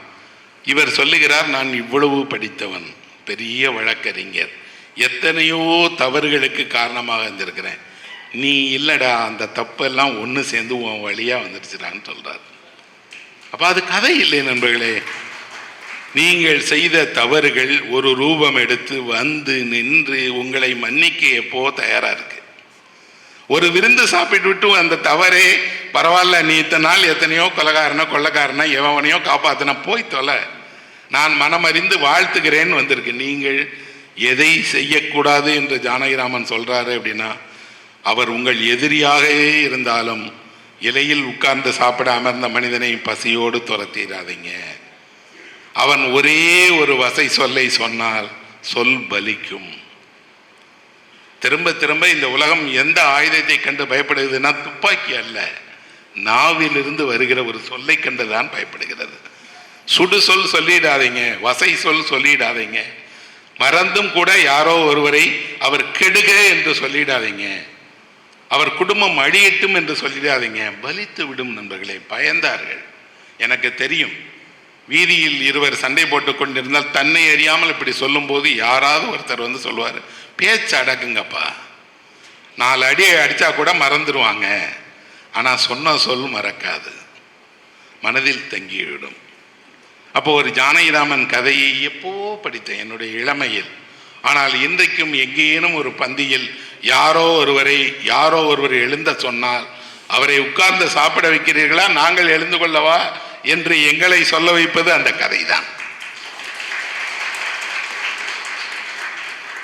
இப்படி ஒரு கதையே எழுதப்படாவிட்டால் பசித்தவனுக்கு இடமே இல்லாமல் போய்விடும். இலக்கியம் ஏன் தேவைப்படுகிறது என்றால், இந்த பசித்த, அவமானப்பட்ட, புறக்கணிக்கப்பட்ட ஏழை எளிய மனிதர்களுக்கு உலகம் இடம் தராத போது அந்த இடத்தை இலக்கியம் தருகிறது. உன் குரலுக்கு மதிப்பு இருக்கிறது, அதை கேட்பதற்கு ஆட்கள் இருக்கிறார்கள் என்று ஒரு எழுத்தாளர் எழுதி சமுதாயத்தை நம்ப வைக்கிறார். அப்படின்னா அந்த கதை அல்ல நண்பர்களே. கதையின் வழியாக அவர் தமிழ் சமுதாயத்திற்கு ஒன்று சொல்லுகிறார். இருந்துகிட்டே இருப்பான் அந்த பசித்தவன். ஒருவேளை நீங்கள் நம்புகிற கடவுளாகவே இருந்தாலும் இருக்கலாம்ல. கடவுள் எந்த உருவத்திலும் வருவார் என்று நீங்கள் நம்புகிறீர்கள் இல்லையா? அப்படி என்றால் இந்த பரதேசி நீங்கள் வணங்குகிற கடவுளினுடைய வடிவமாக இருக்கலாமே, அப்படி நம்பலாம் ஒருவர். இன்னொருவர், என் சொல்லை கேட்காத ஒருவனுக்கு நான் சாப்பாடு போட மாட்டேன்னா என்ன நியாயம் இது? அப்படி இல்லையே. உங்கள் வீட்டில் சாப்பிட்டுட்டு உங்களை பற்றி வெளியில் போய் தப்பாக பேச போகிற 1000 பேரை நீங்கள் கவனிக்க மாட்டீங்க. ஆனால் உங்கள் முகத்துக்கு எதிராகத்தானே அந்த மனுஷன் பேசினான். அப்படின்னா இந்த கதை இன்னொரு உண்மையை சொல்லுகிறது. உண்மையை கேட்கவும் உண்மையை ஏற்றுக்கொள்ளவும் நாம் தயாராக இல்லை. அந்த உண்மை நம்மை பற்றி நம் முன்னால் அது தெளிவாக நாம் யார் என்று காட்டி விடுகிறது. அப்போ ஒரு கதையின் வழியாக அவர் நம்மையும் சேர்த்து ஒரு சாட்டை அடி கொடுக்கிறார். நீங்களும் தான் உண்மையை ஏற்றுக்கொள்ள மாட்டேங்கிறீங்க அப்படின்னு. ஒரு கதை என்ன செய்யும் என்றால், இப்படி ஒவ்வொருத்தருக்கு பக்கமும் இருக்கக்கூடிய நியாயமும் இருக்கும். அதனால் தான் இலக்கியத்தில் இப்படியெல்லாம் உணவு தருகிறவர்களை பற்றி, உணவு தருகிற போது அவமானத்தை பற்றி அதிகம் எழுதியவர் யார் என்று பார்த்தால் ஔவை தான் நண்பர்களை எழுதியிருக்கிறார். நீங்கள் தமிழ் இலக்கியம் பார்த்தால் தெரியும், ஔவையை போல இவ்வளவு அவமானத்தை சந்தித்து உணவு அருந்திய ஒரு பெண்மணி இருக்க மாட்டாங்க. கூட்டிகிட்டு போகிற வீட்டில் சாப்பாடு போட மாட்டான். ஆனால் அந்த அம்மா அவங்கள கோச்சிக்கிட்டா கூட பரவாயில்ல, ஏதாவது கூழ் கொடுங்கன்னு கேட்கும். ஏன் அப்படின்னா, பெண், அதிலும் கூட தமிழ் இலக்கியத்தில் ஒரு பெண் வந்து மகத்தான உணவளிக்கிற பெண்ணாக மாறி இருக்கிறாள் மணிமேகலை. கையில் அமுத சுரபியை ஏந்தி ஒரு இளம் பெண் சமுதாயத்துக்கே உணவு தருகிறாள்னு ஒரு லட்சியத்தை உருவாக்கிய தமிழ் சமூகம்தான் ஒருவேளை கூழ் தர மறுத்து ஒரு பெண்ணை துரத்துகிறதாகவும் இருந்திருக்கு. கதைகள் நமக்கு ஒன்றை நினைவுபடுத்துகிறது. என்ன அப்படின்னா, நாம் எப்படி இந்த வாழ்க்கையை வாழ்ந்துட்டு இருக்கணும், என்ன கடந்து வந்தோம், கடந்து வந்ததில் எது நிஜம் எது பொய், எது சரியானது என்பதை காட்டித் தருகிறது. இந்த கதை ஒரு உண்மை சம்பவத்தை போல ஒருவேளை நடந்திருக்கலாம் என்பதை போல இருந்தால், வரலாற்றின் பக்கத்திலிருந்து இப்படி ஒரு கதையை பிரபஞ்சன் எழுதியிருக்கிறார். அந்த கதையினுடைய பெயர் பாதுகை அப்படின்னு. நமக்கு தெரியும், பாதுகை அரசாண்ட ஒரு தேசம் இது. அரசன் இல்லாத காலத்தால் 2 பாதுகைகள் அரசனுடைய இடத்தில் இருந்து ஆட்சி செய்தன என்ற வரலாறு நமக்கு தெரியும். இதில் 2 பாதுகை இருக்கு. யாரோட பாதுகை? சின்னையா தம்பி என்று சொல்ல வழக்கூடிய ஒரு வழக்கறிஞருடைய கதை தான் அதுவும். புதுச்சேரியில் பிரிட்டிஷ்காரங்கள்லாம் இருக்கிற காலத்தில் இவர் ஒரு வழக்கறிஞராக இருக்கிறாரு. 2 செருப்பு புதுசாக வாங்கி அதை போட்டுக்கிட்டு தெருவில் நடந்து போகிறார். எல்லாரும் சொல்கிறாங்க, படிச்சுட்டா எவ்வளோ திமிர் பார்த்தியா, 2 செருப்பு போட்டு நடக்கிறான்டா இவன். கோர்ட்டுக்கு போகிறார். கோர்ட்டில் அந்த காலத்தில் இருக்க பிரெஞ்சுக்காரங்க மாதிரி தொப்பி, கோட்டு, ஷூ எல்லாம் போட்டு உள்ளே போனால் ஜட்ஜி கேட்குறாரு, நீ என்னப்பா ஷூ போட்டு வந்திருக்கிற? ஐயா, இதுக்கு அனுமதி உண்டு தானங்க ஐயா, நானும் வழக்கறிஞர், நீங்களும் வழக்கறிஞர், இங்கே இருக்கிற எல்லா வழக்கறிஞர்களும் ஷூ போட்டுருக்கிற மாதிரி நான் போடக்கூடாது ஐயா அப்படின்னு. போடக்கூடாது. நீங்களெல்லாம் இந்தியர்கள், நீங்களெல்லாம் சாமானியர்கள். நீங்கள் சட்டம் படித்து விட்ட காரணத்தால் உங்கள் காலணிகளை அணிவதற்கு யார் உரிமை கொடுத்தார்? அணியக்கூடாது, கழட்டு, இல்லைன்னா கண்டெம்ட் ஆஃப் த கோர்ட் ஒன்று வெளியே அனுப்பிடுவேங்கிறார். இவர் நீதி அரசருக்கு எதிராக சொல்கிறார், அடிப்படை உரிமையை கற்றுக் கொடுத்தது பிரெஞ்சு தேசம்னு சொல்லுவீங்க, சுதந்திரம், சமத்துவம், சகோதரத்துவத்துக்கு உங்கள் தேசம்தான் அடையாளம் என்று சொல்றீங்க. ஆனால் உங்கள் தேசத்தின் பெயராலே ஒருவன் வழக்கறிஞர் காலனியை அணிய விட மாட்டேங்கிறீங்களே, தப்பு இல்லையா அப்படின்னு கேட்டவுடனே அவர் சொல்றார், உன் முறையீடுகளுக்கெல்லாம் இங்கே இடம் கிடையாது, வெளியில போ, காலனியோடு வந்தால் கோர்ட்டில் உனக்கு இடம் கிடையாது என்று அனுப்புகிறார். அவருக்கு இந்த அநீதியை ஏற்றுக்கொள்ள முடியவில்லை. உலகத்துக்கு நீதி சொல்லுகிறோம், ஆனால் நமக்கே நீதி கிடைக்கல. கிடைக்காததோடு இந்த நீதிக்காக நாம் போய் நீதி அரசரோடு சண்டை போடுறோம். அப்போ என்ன செய்யலாம்? நேரடியாக பிரெஞ்சுக்கு எழுதுகிறார். பிரெஞ்சு கவர்மெண்ட்டுக்கு என்னை இப்படியெல்லாம் நடத்துகிறார்கள், நான் ஒரு வழக்கறிஞராக இருந்தாலும் கூட காலணியை அணிவதற்கு அனுமதிக்கலை அப்படின்லாம். பதில் வரல. இதை பிரபஞ்சன் இது ஒரு வரலாற்று சம்பவம். கதை எழுதும்போது பிரபஞ்சன் எவ்வளவு அழகாக எழுதுகிறார்னா, இந்த பொண்ணு தம்பியா பிள்ளை வீட்டுக்கு வந்தபோது அவர் தந்தை சொல்லுவார், தம்பி, அரசாங்கத்தோடு சண்டை போடவே போடாத, அரசாங்கம் பெரியது, நீ சாமானியன், அரசாங்கம் தான்ப்பா ஜெயிக்கும், நீ சண்டை போட்டு வீணாக தோற்று அவமானப்படாதே, போகாதேங்கிறார். ஆனால் இவர் சொல்கிறார், அப்படி அல்ல, என் நீதி எனக்கானது, நான் இன்றைக்கு அந்த உரிமையை பெற்றால் அது எனக்கானது மட்டுமல்ல, எல்லோரும் நாளை இதை அணிந்து வருவார்கள் அப்பா, அதனால் போட்டிருக்கேன் அப்படின்னு. பிரான்சினுடைய நீதிமன்றம் இந்த வழக்கை எடுத்துக்கொள்கிறது, விசாரிக்கிறது. இந்த சின்னத்தம்பியா பிள்ளை காலணி அணிந்து கொள்வது சரிதான் என்று உத்தரவு போடுகிறது. நீதிபதியை மாற்றுகிறார்கள். புதிய நீதிபதி வருகிறார், காலணி அணிந்து கொண்டு அதே போல போகிறார். போகும்போது சக வழக்கறிஞர்கள்லாம் சொல்றாங்க, எங்களுக்கான உரிமையை பெற்று தந்திருக்கிறாய் நீ, உன் உரிமையை மட்டுமல்ல, இனி எந்த இந்தியனும் இங்கே காலணியோடு வரலாம், அந்த உரிமையை பெற்று தந்திருக்கிறேன். பிரான்சில் இருந்து புதிய நீதிபதி நியமிக்கப்படுகிறார். அவர் வர்றார். வந்து, அதுதான் இந்த கதையினுடைய அற்புதமான இடம் என்னன்னா, வந்து நீதி ஆசனத்தில் அமர்ந்து அவர் சொல்லுகிறார், எனக்கு முன்னால் இருந்த நீதி அரசர் ஒரு இன வேறுபாட்டை கடைபிடித்திருக்கிறார், அது தவறு, எங்கள் தேசத்தின் சார்பாக நான் மன்னிப்பு கேட்கிறேன் அப்படின்னு சொல்றார். ஒரு பிரான்ஸ் தேசம் சகோதரத்துவத்தை, சமத்துவத்தை நிலைநாட்டுகிறது என்றால் நிலைநாட்டியது. ஒரு கதையை நாம் படிக்கிறோம். நம்ம யாரும் பிரெஞ்சிலையும் இருந்ததும் இல்லை, பாண்டிச்சேரி வாசிகளும் கிடையாது. ஒரு காலனிக்காக இப்படியெல்லாம் நடந்ததா அப்படின்னு தெரியாது. அந்த மன்னர் அங்கே போர் புரிந்தார், இவர் பானிபட்டில் போய் சண்டை போட்டார், அவர் போய் பிளேசியில் போய் சண்டை போட்டார்லாம் நம்ம படிச்சிருக்கோம். ஆனால் உங்கள் காலணிகளை அணிவதற்கு உரிமை கேட்டாரே, அந்த குரலை எந்த வரலாற்று பாட புத்தகத்தில் படிச்சிருக்கிறோம்? படிக்கலையே. அதை எழுதுவதற்குத்தான் ஒரு எழுத்தாளன் தேவைப்படுகிறான், அதற்காகத்தான் அந்த கதை தேவைப்படுகிறது. இந்த பாதுகை என்ற கதை இருக்கிற வரை பிரெஞ்சு சமுதாயம் எப்படிப்பட்டது, புதுச்சேரி எப்படிப்பட்டது, புதுச்சேரியில் என்ன வரலாறு நடந்தது என்பது உங்களுக்கெல்லாம் தெரியும். ஒரு எழுத்தாளன் வரலாற்றை களமாக கொண்டு தன் பார்வையை யார் பக்கம் இருக்க வேண்டும் என்பதை வெளிப்படுத்துகிறார். ஆனால் அந்த கதை அழகாக அந்த காலத்தில் எப்படி நடந்தது, எப்படி நீதிமன்றம் இருந்தது, எப்படி புகார் கொடுத்தார்கள் அப்படிங்கிற விவரத்தை சொல்லும்போது இந்த தலைமுறையினர் அவர்களுக்கு நேரடி அனுபவம் இல்லாவிட்டால் கூட காட்சி போல பார்த்து புரிஞ்சுக்கிறாங்க. அப்போ இலக்கியம் வரலாற்றை பேசும், அனுபவத்தை பேசும். எந்த வாழ்வினுடைய எந்த பகுதியாக இருந்தாலும் அந்த பகுதியை இலக்கியம் தொட்டு பேசும். அது தமிழில் மட்டும்தான் இருக்கா? அப்படி இல்லை. நான் சர்வதேச இலக்கியங்கள் எல்லாவற்றையும் படித்தவன். நிறைய நாடுகளுக்கு பயணம் செய்திருக்கிறேன், நிறைய வகையான இலக்கியங்களை படித்திருக்கிறேன். எல்லா நாடுகளிலும் அங்கே இது போல மக்களுடைய வாழ்வினுடைய மிக நுண்மைகளை எழுத்தாளர்கள் எழுதியிருக்கிறாங்க. கேரளாவில், இங்கே இருக்கிற கர்நாடகத்தில், ஹிந்தியில், உருதுல எல்லா மொழியிலும் இப்படி நல்ல கதைகள் இருக்கிறது. அதில் ஒரு கதை எம்டி வாசுதேவன் நாயர் என்று, அவர் சமீபத்தில் மறைந்துட்டார், ஞானபீடம் பரிசு வாங்கினார். மலையாள இலக்கியத்தினுடைய மகத்தான எழுத்தாளராக கொண்டாடப்படுகிறவர். அவரை பார்த்துருக்கேன் நான். அவரிடம் பார்த்தபோது நேரிலேயே சொன்னேன், உங்களோட ஒரு கதையை எனக்கு ரொம்ப பிடிக்கும் என்று. அவர் ஒரு சிறு குழந்தையை போல என்ற கேட்டார், சொல்லுங்களேன் நீங்கள், நான் கேட்குறேன் அப்படின்னு. நான் சொன்னேன், அதை படிக்கிறதா சொல்ல முடியும், சொல்ல தெரியாது எனக்கு அப்படின்னு. அந்த கதை என் மனதிலே இன்றும் இருக்கிறது. நான் என்னுடைய 89லேயோ 90லேயோ அந்த கதையை நான் படித்தேன். மொழிபெயர்ப்பில் தான் படித்தேன், மலையாளத்தில் கூட படிக்கல. ஆங்கிலத்தில் அந்த கதை மொழிபெயர்க்கப்பட்டு வந்திருந்தது. ஆனால் படித்த நாளிலிருந்து இன்று வரை மனதின் மூலையில் அந்த வெளிச்சம் அப்படியே இருக்கு. அது ஒரு மாணவி ஆசிரியருக்கு எழுதிய கடிதம். அந்த மாணவி 10ஆம் வகுப்பு படிக்கிற ஒரு மாணவி. 10ஆம் வகுப்பு படிக்கும்போது தன் பள்ளிக்கு வந்த ஒரு ஆசிரியருக்கு 25 வருஷத்துக்கு அப்புறம் லெட்டர் போடுறாங்க. அந்த வாத்தியார் ரிட்டையர்ட் ஆகிட்டார். இப்போ அந்த ரிட்டையர்ட் ஆன வாத்தியாருக்கு இந்த அம்மா லெட்டர் போடுறாங்க. போஸ்ட் கார்டு தான் போடுறாங்க. சார், நீங்கள் இந்த ஊரில் இருக்கிறீங்கன்னு நான் கேள்விப்பட்டேன், உங்களை நான் பார்க்கணும் சார். ஒரே ஒரு தடவை நாம் 2 பேரும் மீட் பண்ண முடியுமா சார்? பார்க்குறதா இருந்தால் நம்ம குருவாயூர் கோயிலுக்கு நீங்கள் வர்றீங்களா சார்? நம்ம குருவாயூர் கோயிலில் வச்சு சந்திச்சுக்கலாம் சார்னு போஸ்ட் கார்டு இருக்குது. ஆசிரியர் கடிதத்தை படித்து பார்க்குறார், பொண்ணு பேரை படித்து பார்க்குறார்.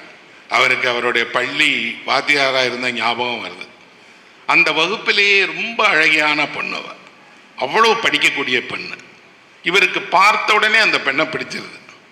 அந்த பெண்ணிற்கும் இவர் மீது அவ்வளோ பெரிய அன்பு. இவர் என்ன நினைக்கிறார்னா, அந்த மாணவியவே அவங்க வீட்டில் கேட்டு திருமணம் பண்ணிக்கலாமா அப்படின்னு நினைக்கிறார்.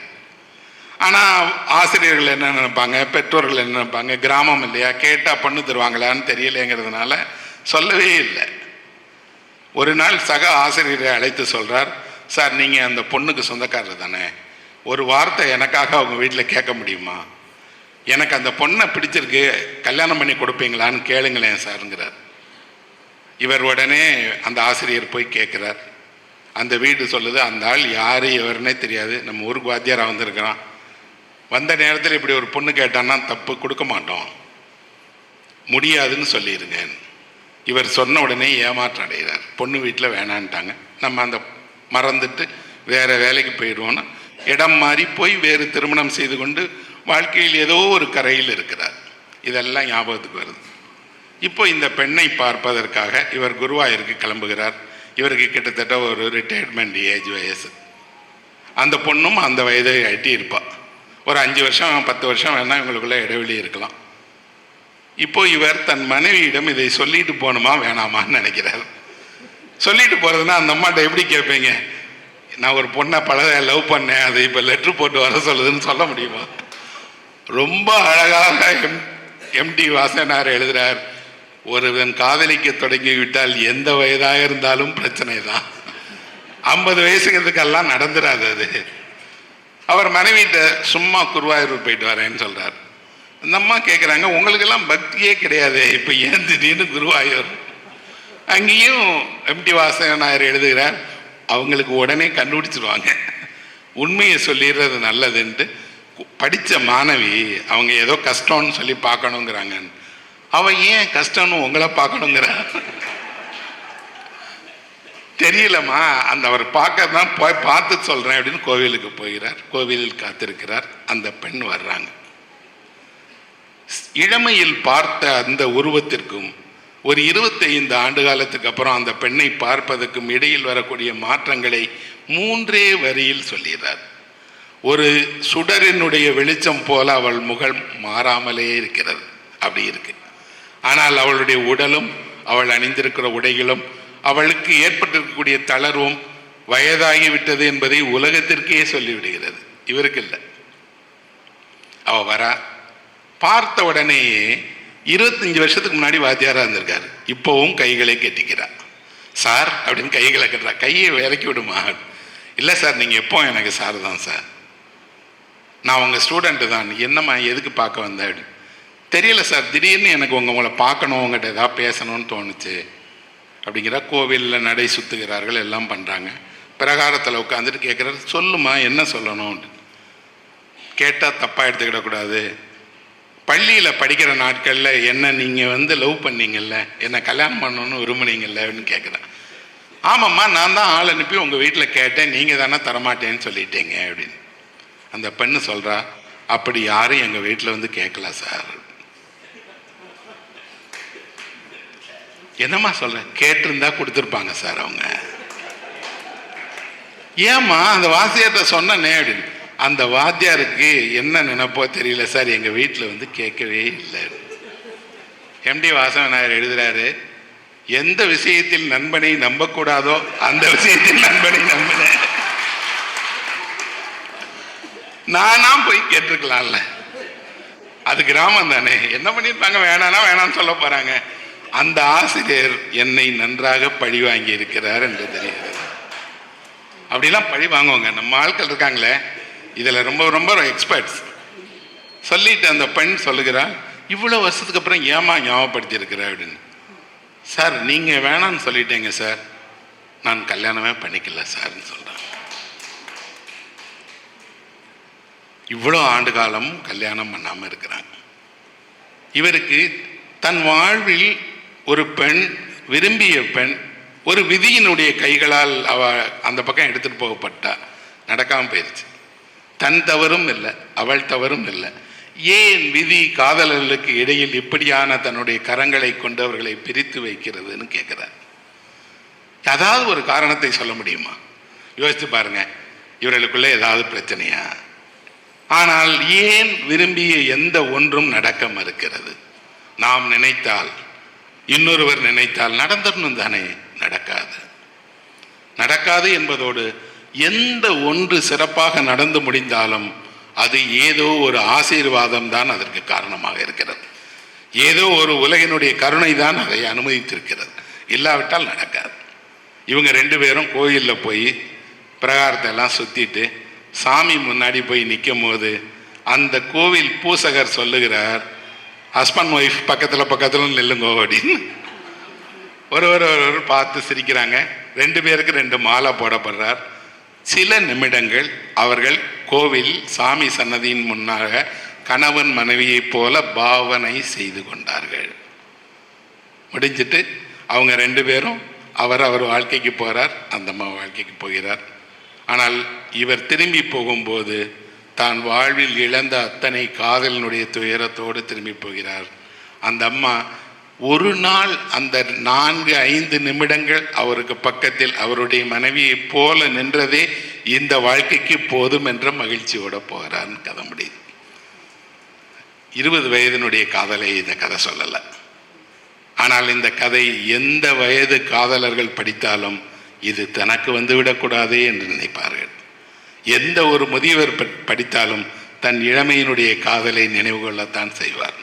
எந்த பெண் படித்தாலும் நினைப்பார், 100 ஆண்டுகள் அல்ல, விரும்பிய வாழ்வினுடைய சில தினங்கள் போதுமானது என்று தான் உணர்வார். ஒரு காதலை சொல்வதற்கும் இலக்கியம் தான் தேவைப்படுகிறது, கதைகள் தான் தேவைப்படுகிறது. எழுதியவர் மலையாளியாக இருக்கலாம், கேரளாவில் எழுதப்பட்டிருக்கலாம். ஆனால் அந்த கதையை கேட்கும் போது ஐயோ இவங்க சேர்ந்திருக்கலாமே. என்ன ஒன்றுனா, இப்போ கூட அந்த பெண்ணை இவர் தன் வீட்டுக்கு அழைத்து போயிடவே முடியாது. பண்பாடு அனுமதிக்காது, வாழ்க்கை அனுமதிக்காது.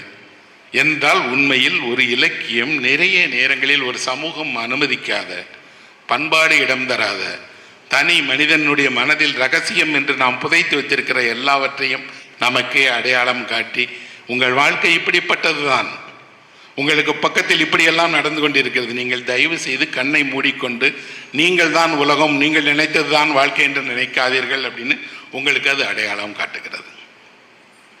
நல்ல கதைகளை நீங்கள் எங்கே படித்தாலும் அந்த கதைகளில் கொஞ்சம் உங்கள் கதையை, உங்கள் வாழ்க்கை என்று நீங்கள் உணர்வீர்கள். ஒரு கதாபாத்திரத்தினுடைய ஏதேனும் ஒன்றில் நீங்கள் உங்களை அடையாளம் கண்டுவிட்டால் அந்த பெயரை உங்களுக்கு வைத்துக்கிடுவீங்க. நீங்கள் அவள் வெற்றி பெற வேண்டும் என்று விரும்புவீங்க. கதையில் யாரோ ஒருவருக்கு ஏதேனும் ஒரு துயரம் நடந்து விட்டால் உடனடியாக கண்ணீர் வரும். சாலையில் ஒருவர் இறந்து கிடந்தால் கூட வராது, கடந்து போயிடுவோம். கதையில் ஒரு ஹீரோ தோத்துட்டாரு, ஹீரோயின் தோத்துட்டாங்க, சோக முடிவு என்றால் ஏற்றுக்கொள்ளவே மாட்டோம்.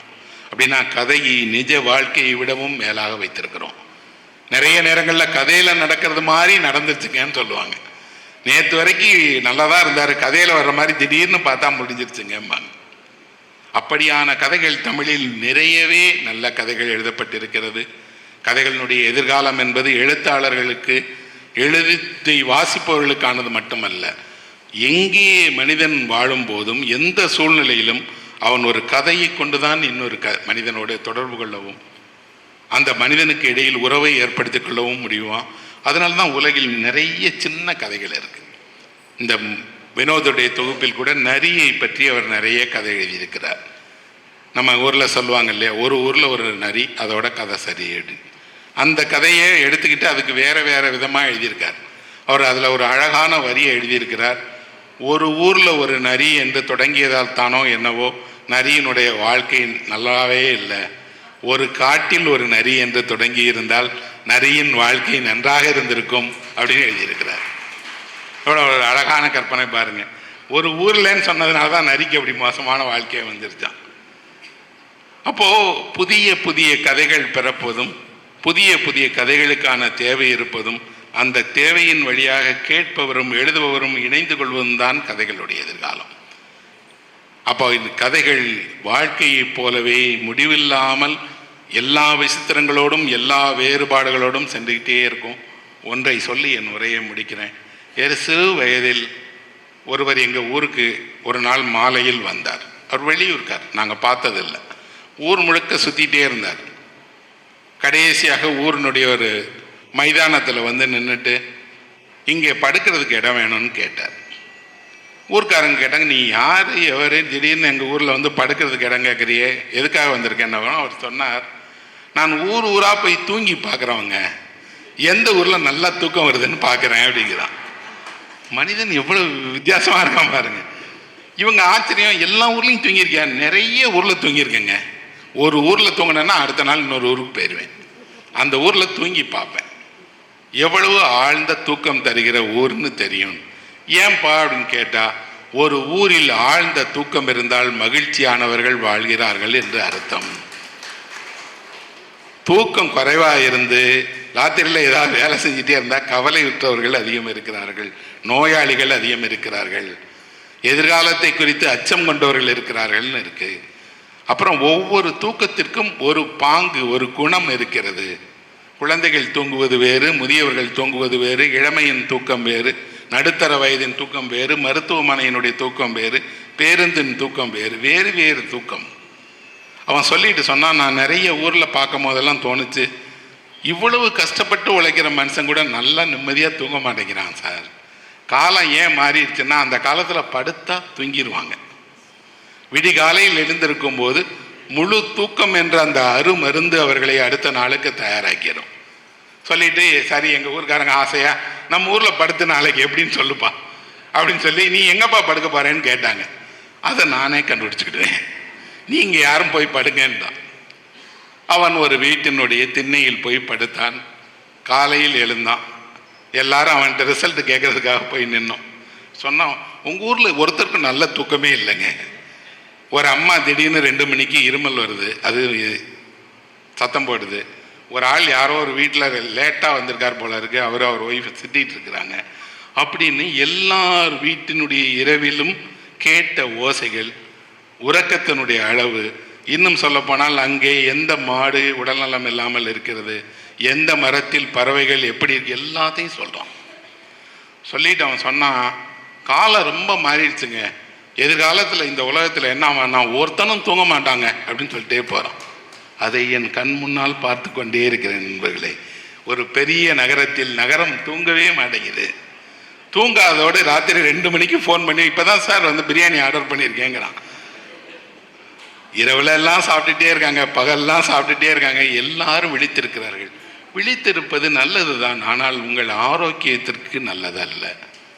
இன்னும் சொல்லப்போனால் உறக்கத்தை போல உங்களுக்கு பெரிய ஆறுதல் தருகிற மருந்து வேறு அல்ல. இதைவிடவும் என்னன்னா, உறக்கம் என்பது மாபெரும் மனிதனுக்கு கிடைத்த பரிசு. ஆனால் அதை ஒரு தலைமுறையே இழந்துருச்சு.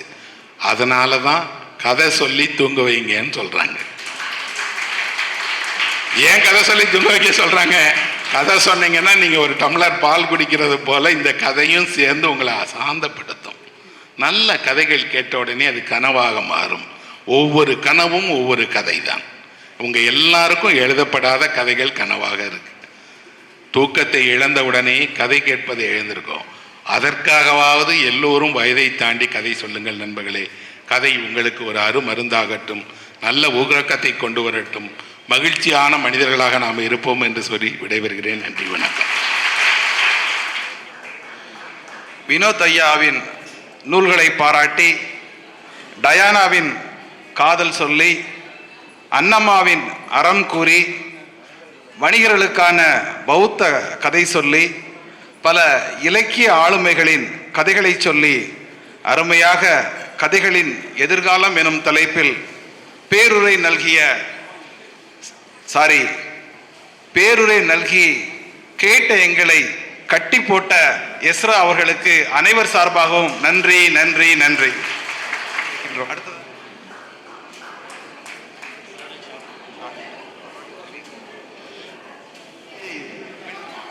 செயலாளர் SRT கணேஷ்குமார் அவர்களுக்கு பேராசிரியர் வினோத் அவர்கள் பொன்னாடை அணிவித்து கௌரவிப்பார்.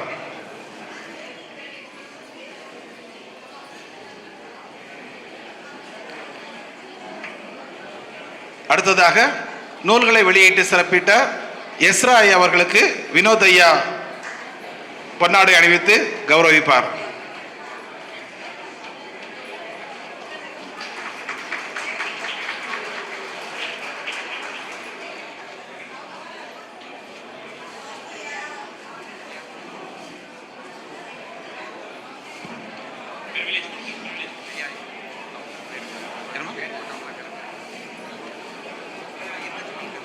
அடுத்ததாக அம்பாள் முத்துமணி ஐயா அவர்களுக்கு வினோத் ஐயா அவர்கள் கௌரவிப்பார்கள்.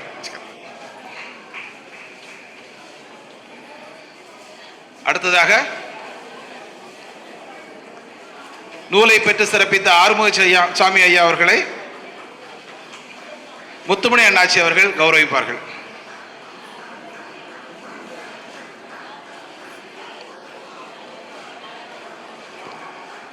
அடுத்ததாக நூலை பெற்று சிறப்பித்த சகோதரி தேன்மொழி அவர்களை பேராசிரியை முனைவர் சுசிலா அவர்கள் கௌரவித்து சிறப்பிப்பார்கள்.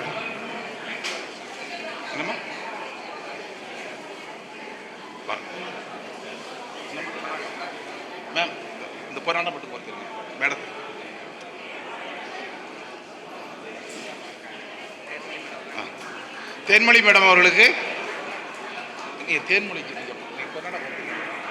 அதுக்கப்புறம் கடைசியாக கொடுங்க. தேன்மொழி மேடத்துக்கு நீங்கள் பொன்னாடை போட்டு நீ கொடுங்க. ஜான் பாக்கி ஐயா அவர்களை கௌரவிக்குமாறு பேராசிரியர் முனைவர் வினோத் ஐயா அவர்களை அன்போடு கேட்டுக்கொள்கிறோம்.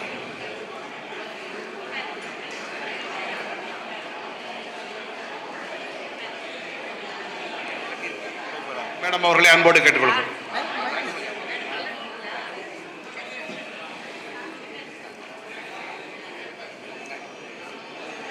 பேராசிரியர் ஸ்ரீதர் அவர்களை கௌரவிக்குமாறு முனைவர் நயினார் ஐயா அவர்களை அன்போடு கேட்டுக்கொள்கிறோம்.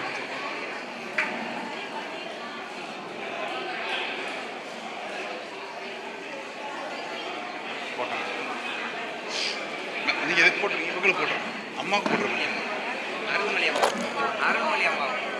இவங்களுக்கு போட்டுருங்க. பேராசிரியை அருள்மொழி அம்மா அவர்களை கௌரவிக்குமாறு பேராசிரியை பவானி அவர்களை அன்போடு கேட்டுக்கொள்கிறோம்.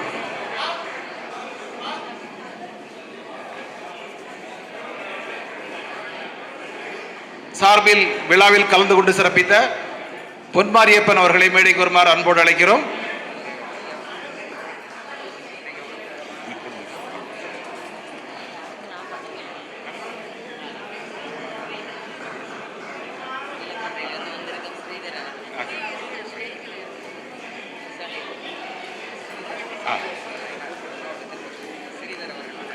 பேராசிரியர் ஸ்ரீதர் அவர்களுக்கு நயினார் ஐயா அவர்கள் பொன்னாடை அணிவித்து சிறப்பிப்பார்கள்.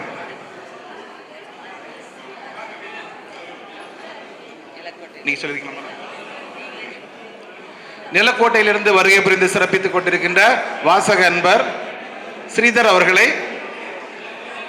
எஸ்ரா அவர்கள் பொன்னாடை அணிவித்து சிறப்பிப்பார். கொடுங்க.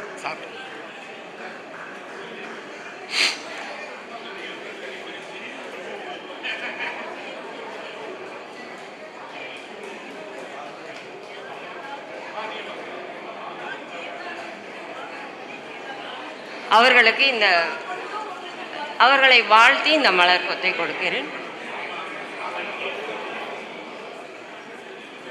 கொடுங்க, அப்படி கொடுங்க.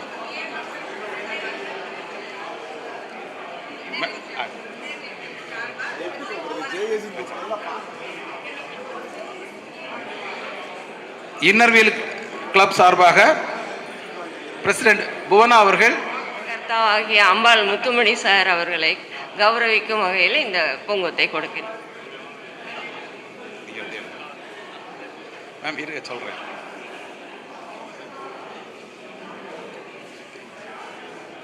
அடுத்ததாக எழுத்தாளர் எஸ்ரா அவர்களை கௌரவித்து சிறப்பிக்க வருகிறார்கள் அபீஸ் நிறுவன ஊழிய அன்பர்கள்.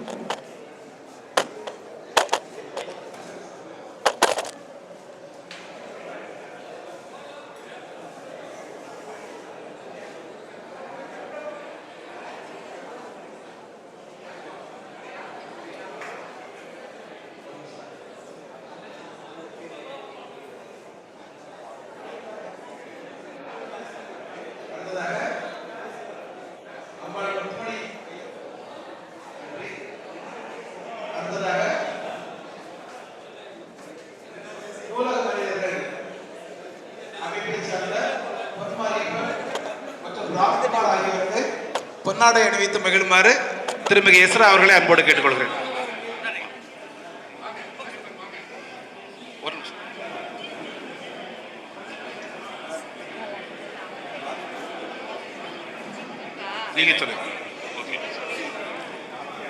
நிகழ்ச்சியின் தொடர் நிகழ்வுகளை ஜேசிஐ விருந்தினர் வசம் ஒப்படைத்துவிட்டு உங்களிடமிருந்து விடைபெறுவது உங்கள் அன்பு அறிவிப்பாளர் சாமி.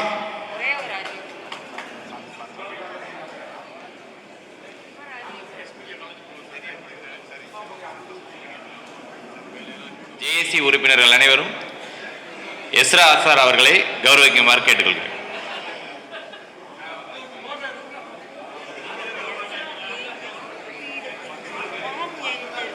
சரி சார், நான் சொல்லிடுறேன். சொல்ல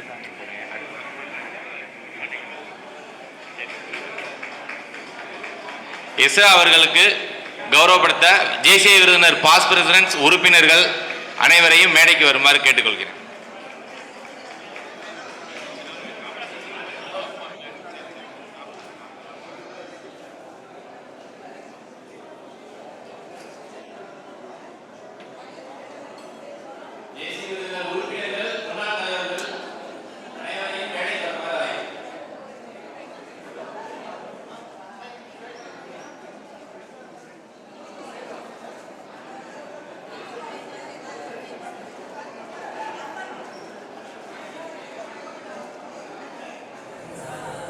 என்னுடைய நண்பர் வினோத் அவர்களுக்கு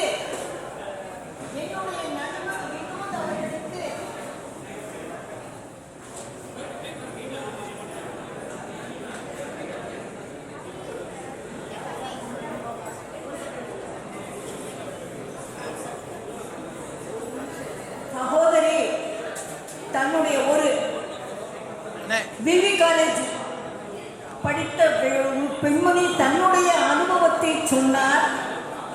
நான் என்னுடைய அனுபவத்தை சொல்ல விரும்புகிறேன். நான் புற்றுநோயிலிருந்து மீண்ட ஒரு பெண். ஆனால் அதற்கு பின்னால் தான் பல சாதனைகளை செய்திருக்கிறேன் என்பதை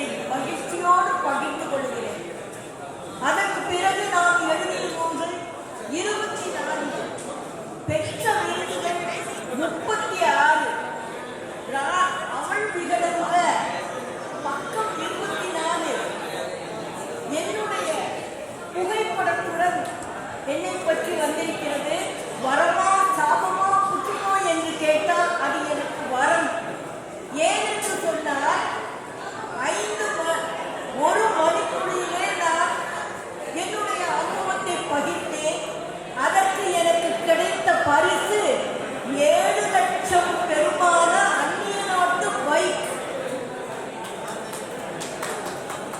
என்னுடைய நண்பருக்கு நான் இந்த நூலை வினோத் அவர்களுக்கு அன்பளிப்பாக கொடுக்க விரும்புகிறேன்.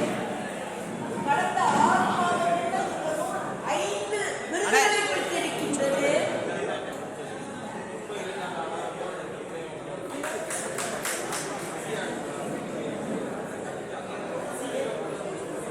அடுத்து எஸ்ரா அவர்கள்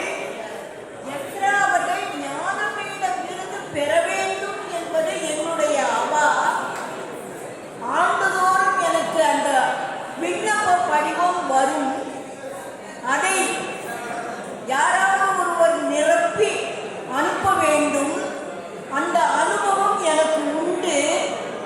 ஜெயகாந்தன் அவர்களுக்கு நான் 25 பக்கங்கள் ஆங்கிலத்தில் எழுதி அனுப்பினேன். அவருக்கு விருது கிடைத்தது. எனக்கு டில்லியிலிருந்து அழைப்பு வந்தது. விருதளிப்புக்கு வர சொல்லி எனக்கு அழைப்பு வந்தது. இதோ இருக்கிறது என்னுடைய அழைப்பிதழ். அதுபோல எஸ்ரா அவர்கள் அகிலனுக்கு பிறகு ஜெயகாந்தனுக்கு பிறகு தமிழ்நாட்டில் யாரும் அந்த விருதை பெறவில்லை. எம்மைப்படத்தோடு என்னுடைய வரலாறும் இருக்கும். அனைவருக்கும் நன்றி.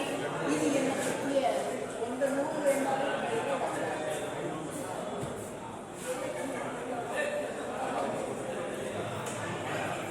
Thank you president. அனைவருக்கும் இனிய மாலை வணக்கம்.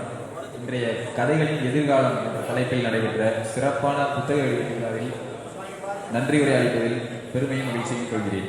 இன்றைய நிகழ்வில் சிறப்புரை வழங்கிய நம் எழுத்தாளர் திரு எஸ். ராமகிருஷ்ணன் ஐயா அவர்கள் உங்கள் உரை எங்களை சிந்திக்க வைக்கும் விதமாகவும் கதைகளின் புதிய பரிமாணங்களை உணர்த்தும் வகையில் இருந்தது. உங்கள் வார்த்தைகள் நிச்சயமாக எங்களை பல புத்தகங்களை வாசிக்க தூண்டும். திரு எஸ். ராமகிருஷ்ணன் அவர்களுக்கு எங்களுக்கு இதயபூர்வமான நன்றியை தெரிவித்துக் கொள்கிறோம். நன்றி ராமகிருஷ்ணன் ஐயா. இந்நிகழ்வை தலைமை தாங்கி சிறப்பித்த ஜேஎஸ் அம்பாள் ஆர். முத்துமணி அண்ணாச்சி அவர்களுக்கு என் நன்றியை தெரிவித்துக் கொள்கிறேன். நன்றி முத்துமணி அண்ணாச்சி. அடையா நெடுங்கதவு பேசும் பூனை நூல் அறிமுக உரையாற்றி முனைவர் சு. வினோத் அவர்கள் உங்கள் அனுபவம் நம்முடைய விழாவை மேலும் சிறப்பித்தது ஐயா. நன்றி வினோத் ஐயா. நூல் பெற்றவர்கள் திரு எல்பி ஆறுமுகசாமி மற்றும் திருமதி தேன்மொழி அவர்களுக்கும் எங்களின் மனமார்ந்த நன்றியை தெரிவித்துக் கொள்கிறோம். நன்றி ஆறுமுகசாமி ஐயா. நன்றி தேன்மொழி அம்மா. விருதை விருட்சம் சார்பாக வரவேற்புரை வழங்கிய ஸ்ரீதர் அவர்களுக்கு எங்கள் நன்றியை தெரிவித்துக் கொள்கிறோம். நன்றி ஸ்ரீதர் ஐயா. இந்நிகழ்ச்சியில் கருத்துரை வழங்கிய திரு ஜான் பாக்கியா மற்றும் முனைவர் ந. அருண்மொழி அவர்களுக்கும் எங்கள் இதயம்படிந்த நன்றியை தெரிவித்துக் கொள்கிறோம். நன்றி ஜான் பாக்கியா ஐயா. நன்றி முனைவர் அருண்மொழி ஐயா. மிக முக்கியமாக இவ்விழாவில் கலந்து கொண்டு விழாவை சிறப்பித்த அனைத்து விருந்தினர்களுக்கும் தேசிய உறுப்பினர்களுக்கும் நண்பர்களுக்கும் மனமார்ந்த நன்றியை தெரிவித்துக் கொள்கிறோம். மீண்டும் ஒருமுறை அனைவருக்கும் தேசிய விருந்தினர் சார்பாக நன்றியை தெரிவித்துக் கொள்கிறோம். தேங்க்யூ.